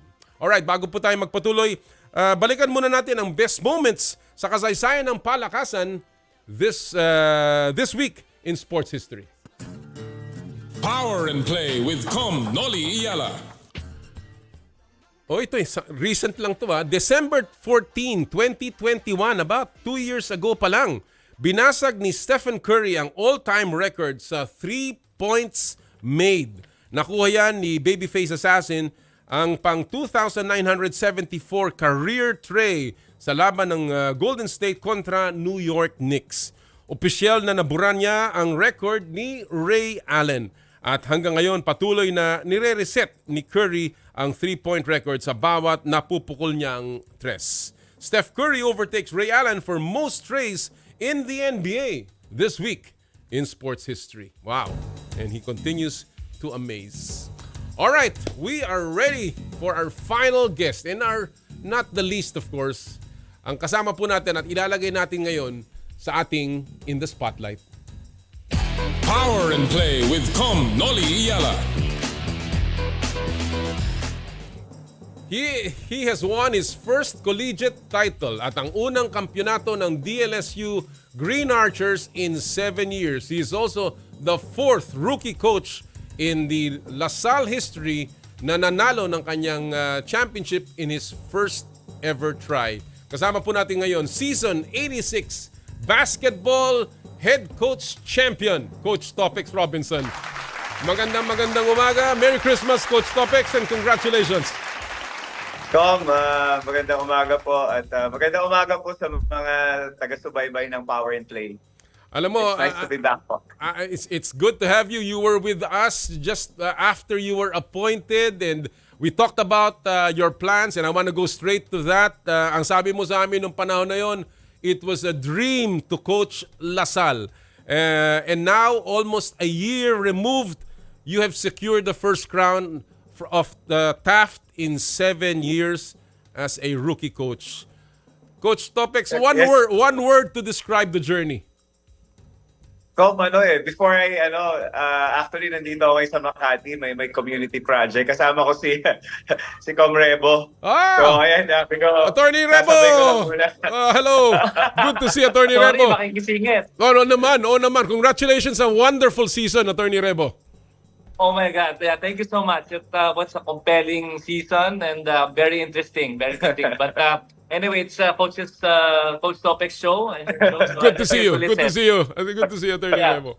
Like, kagaya na sinabi ko, Coach Topex, one word to describe your journey this year. Tom, sobrang dami pong, obviously, since it's a journey, there's so many ups and downs.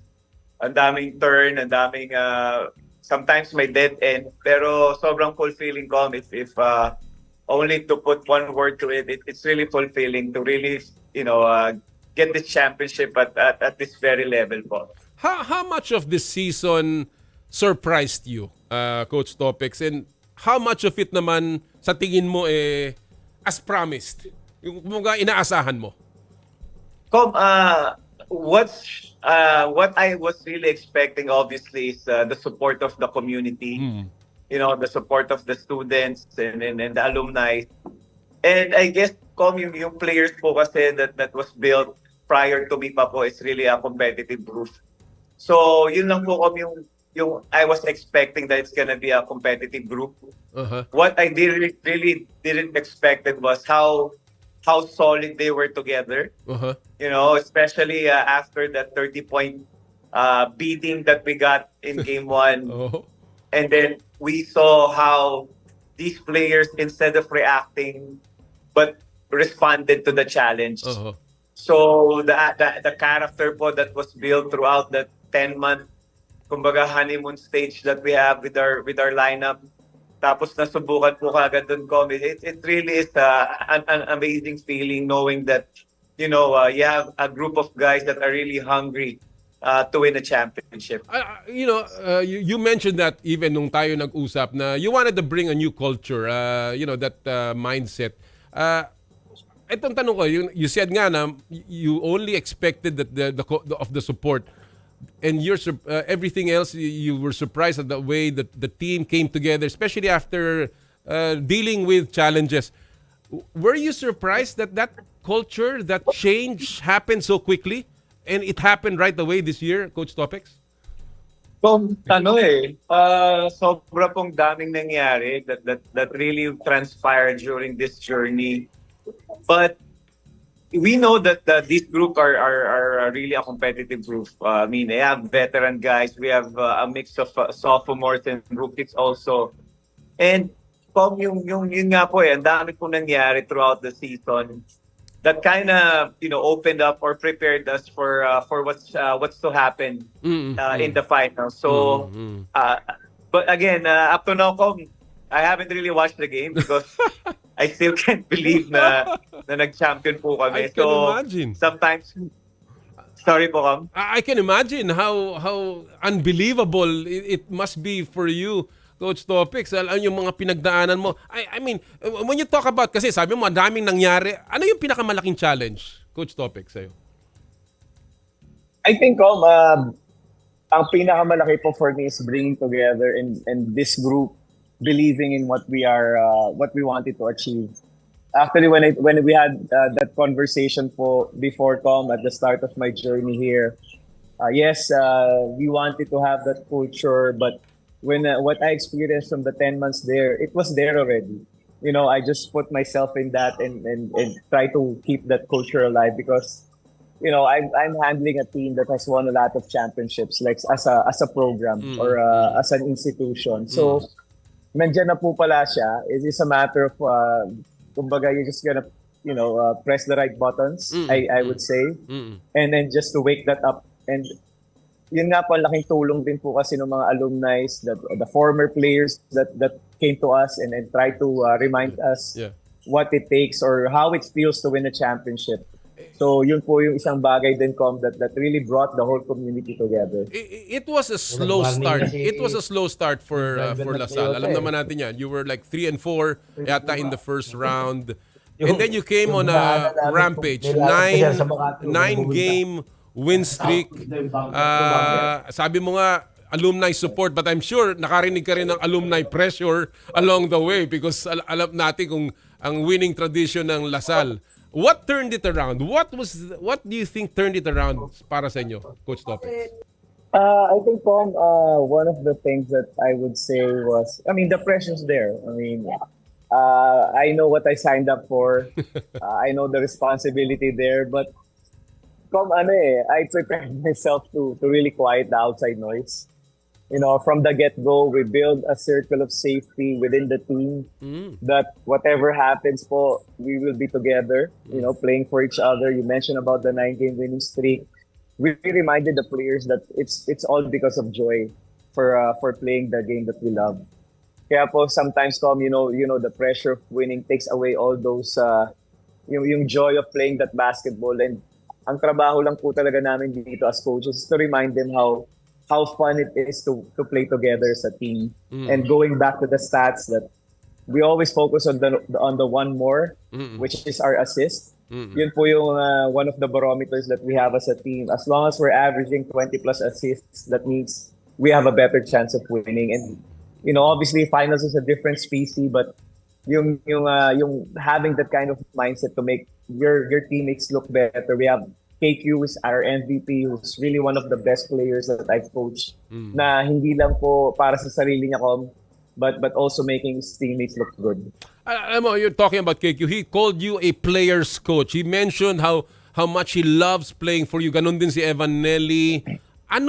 What does that mean? I mean, when they describe you like that, what was the secret? Ano ang ginawa mo to make them so much enamored and of course so supportive sa iyo, Coach Topex?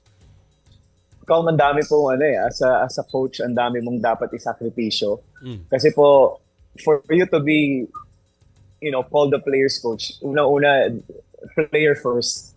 So ang priority po namin always is what's best for our players. To the point that we flatten the hierarchy. I always tell them I just happen to have the job or the title of the head coach, but I don't make decisions here in this team. The coaches make decisions, not only me. And I think I stayed in the dorm po. Nag-aral din po ako. Para sabi ko, maibaba ko po yung sarili ko na maramdaman nila na pag magkakasama kami, hindi kami coach-player, but sometimes, most of the times, barkada, classmate. So, yun po yung isang bagay na kailangan mo isakripisyo as a coach. And also, you always have to admit din pag nagkamali ka, pag may mali kang naging decision, pagka narattle ka, aminin mo sa kanila kasi doon lang nila malalaman na, tao rin pala to. Kumbaga parang, parehas lang pala kami. Alam natin that this is your first title in the collegiate ranks, and of course, you went through yung phase mo in the NCAA in your past with Lyceum, of course, that back-to-back losses in the finals. And you were facing, kumbaga yung tinatawag nilang runner-up curse. When you lost game 1 by 30 points, the biggest and the worst in Final Four in the finals history, how real was that fear of facing that runner-up curse again para sa iyo, Coach Topex? Tom, nung after po when we were having that interview, we were talking about how bad it was, talking about the record of the most kumbaga points na nilamangan ang isang team in the finals. And then after po the interview, a friend of mine who also works in the press, sabi niya, Coach, sorry, I know this might be wrong timing, but can I ask you, naisip mo ba yung nangyari sa'yo? Not only sa LPU, meron din po ako sa San Sebastian. San Sebastian, that's right. Oo. Yeah, so ang record ko po nun, after that game 1 loss is 7-0 in the finals. So both finals or 3 finals appearance, I got swept. Kumbaga, never ako na-experience ang panalo. It was low. I mean, I was, I guess, at my lows of lows during that time. And it really felt bad. And I think if you're gonna ask me how I got back and focus on game 2, I have people that supported me. That told me that whatever happens, it's only a 1-loss game, and the other team has to win 2 to win the finals. And one of also is si Kevin when he messaged me na babawi siya, hindi niya papabayaan yung team. Having those people behind you gives you the strength to move on and believe in something. And sometimes, the future is not really always going to be bright, but knowing that people are there behind you, trying to push you to go to there. So, nakakadagdag din po ng tiwala sa sarili. Balikan natin ng konti yung finals. After that big loss in game 1, you came back strong sa Game 2. And one noticeable change was in your starting lineup. Tinanggal mo si Mark Nonoy and of course si Policarpio. Or rather, tinanggal mo si Cortez at si KQ in Game 1 and you put in Nonoy and Policarpio in Game 2. And obviously, a lot of balanced scoring came out. KQ was not even your top scorer during that time. Nelly was not even your top scorer. And it's a testament to your team effort. How satisfying is it to see all your players respond like that? You developing guys like David and Makalalag and Policarpio in a very short period of time. At ano naging susi doon, Coach Topex? I think one vital key that I always so grateful for is I have a staff, that really are supportive and then really ingrained. Kumbaga, they're well invested po sa program. Like I have Coach Kaloy Garcia, Coach Gia Nazario, Mon Jose, JD Season, Oliver Bunye. It's a collective. Kumbaga, yung discarte po didn't really just came from me. It's all of us deciding on how to counter what UP did to us. Right after that game, we had a coaches meeting. Alam niyo hindi kami nag-uusap-usap. We're just watching the game. alam din namin that how bad it was. Oh. But we just kept on looking at the tape and see ang dami namin ginawang combinations, and we unitedly decided not to start Kevin. And then Kevin, the MVP that he was, agreed to what's gonna work. Nung sinabi ko kay KQ na KQ, hindi ka muna mag-start And that was our MVP, and Game 2 was the awarding. Yeah. And then sabi ko, no questions, He just said, Coach, kayo pong bahala. Galing. So, ang sarap po ng feeling that yung tiwala that they have for you, na kahit anong sabihin mo sa kanila. Pag sinabi mo sa kanila, tumalon ko ng building, ang isasagot sa'yo, anong floor. Kumbaga, yun po yung that we have as a...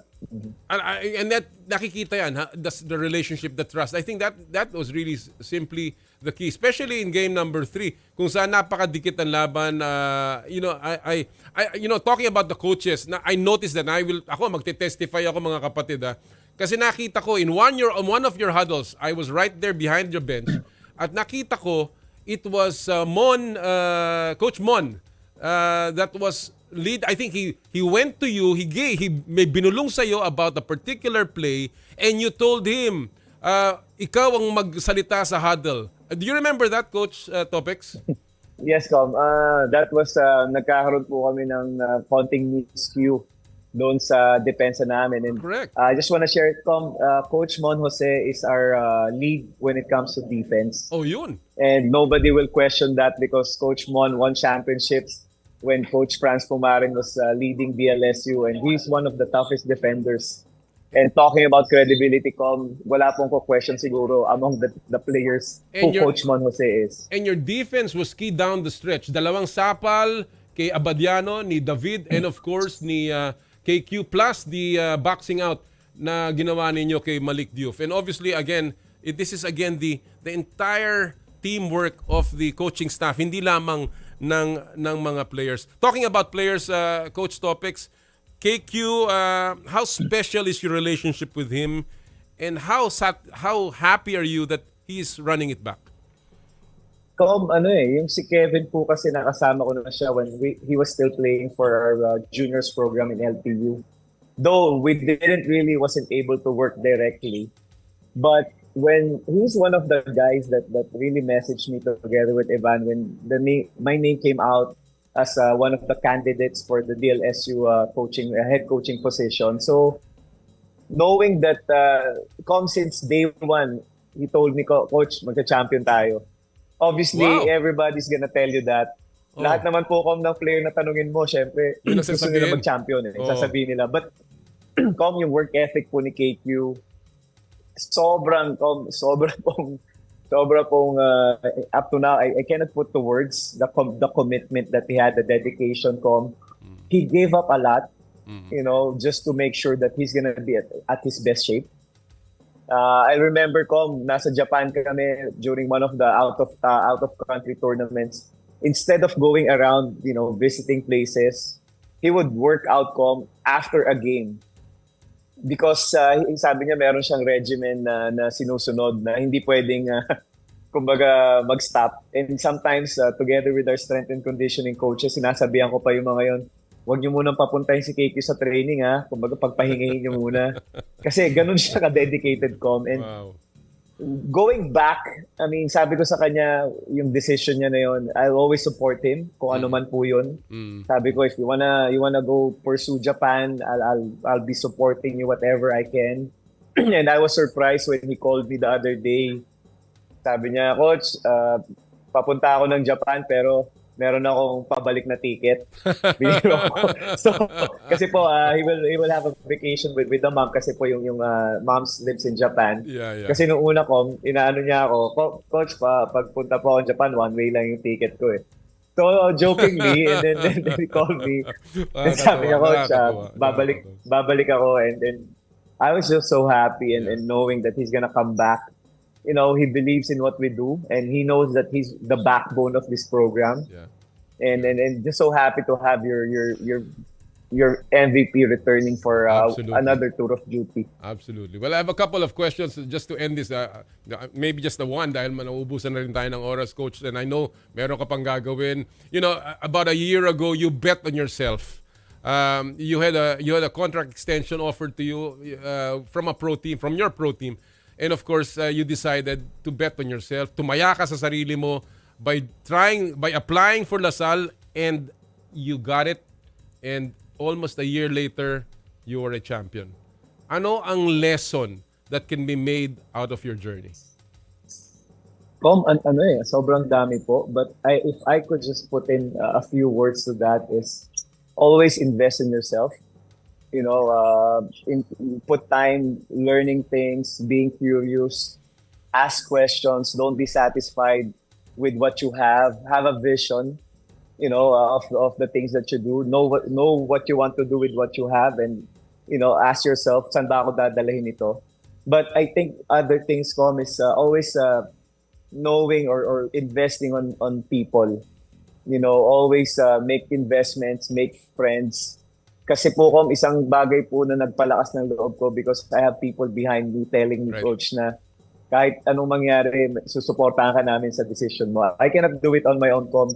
Kumbaga yung lakas ng loob po na nag-decision ako, it's because people are supporting me po behind the scene, telling me na try mo lang yan, pag walang nangyari, nandito lang kami. And I'm so grateful to those people na nagsabi po nun. Kaya po, Com, ang masasabi ko lang po talaga, hindi mo kaya mag-isa. You know, you always have and always need support from your family, from your loved ones, and the people that you could call yourself as your friends. Well, you are a jackpot winner, Coach Topex, and I'm so proud of you. Thank you po. What a way to end the year at what a great story. And again, congratulations, mabuhay ka, and patuloy sana mag-inspire ka sa napakaraming players at coaches na katulad mo. Animo. Thank you, Com. Animo po. Maraming salamat, Com. Thank you po. Mabuhay po kayo. Mga kaibigan, ng champion head coach ng De La Salle Green Archers for season 86, Coach Topex Robinson. What a wonderful story. Sana po lahat, you always bet. Sabi nga nila, winning fixes everything. Look at that. Winning just fixed everything for La Salle, for Coach Topex, and for everyone else involved. Congratulations again kay Coach Topex Robinson. Alright, medyo naubusan na tayo ng oras. Gusto ko pong i-announce lahat ng nanalo sa atin sa ating Joyride Top-Up promo. Ang mga nanalo po ay si JC Segarino, Cyrus San Juan, Jester Gonzalez, Manny Magbuo, at si Emily Joy Garces. 1,000 pesos e-wallet credits mula sa Joyride para sa inyo lahat. At ang nanalo po last week ng ating Joyride Aqua Flask, limited edition Aqua Flask. Ilabas na nga natin, Santi, yung nanalo ng Aqua Flask last week. Mukhang, ayan, si Diho Ongtangko at si Jose Martinez Jr. passenger and partner. Congratulations, you win the Joyride Aqua Flask mula sa Joyride. Gusto ko rin pong i-announce ang ating pong mga yung nagpadala ng mga pulso. Napakarami po nagpadala. But ito po ang mga napili natin doon sa ating tanong. Sino sa mga nag-skip ng draft ang gusto nyo makita? Ang una pong ating napili, labas natin, yan, si Kukuk Chik Chik. All of the above, even RJ Abariento's problem is that 12 teams is not enough for this. Yung deployment ng ibang players, kawawa naman, they might lose jobs. Expansion teams siguro, pero great to see all of them play against each other. The other one na napili po natin ngayong araw na ito ay si John Constantine Legaspi. Dwight and Abando would surely help the PBA's crowd issue kung mapunta sila sa mga lower ranked teams. For sure, magkaka-fanbase mga yan. So far, the problem is yung imbalance ng teams. But not only that, the fans are aware as well are not well distributed. Maybe 90% are only rooting for the 3 SMC teams. Maraming sangla sa inyong dalawa, and you will get M2T drinks. Just wait for our message sa Facebook. Gusto ko rin po magpasalamat kay Mr. Erwin and Susan of Laruso Catering Christmas Party ng Power and Play ngayong araw pong ito. Diyan po tayo nagtatapos. Again, marami po salamat sa inyo lahat sa inyong pagsubaybay. Lagi po natin sinasabi tuwing Sabado, bawal ang masungit. At sa lahat po ng ating gawain, ad maiorem Dei gloriam, all for the greater glory of God. Kami po ang 1PH, teleserbisyo para sa Pilipino. Susunod na po ang inyong paboritong inay ko po. Happy Sports Weekend mga kapatid! More power, more play! Power and Play with Noli Iyala.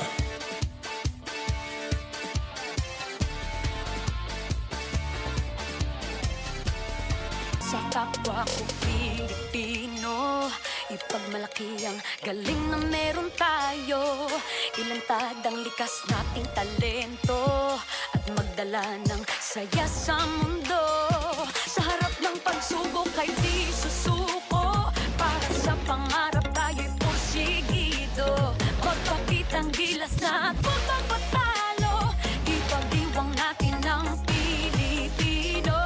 Yan ang Pinoy. Mula noon at hanggang ngayon, talento natin ang bida. Mula sa simpleng bakuran hanggang entablado natin ipakita. May pagsubok man ng Pinoy, pinalalakas ng saya. San man tayo sa pulot, sumbe, sibay, lakay, amiga. Sama-samang pakita ang galing nating katropa. Sa kapwa ko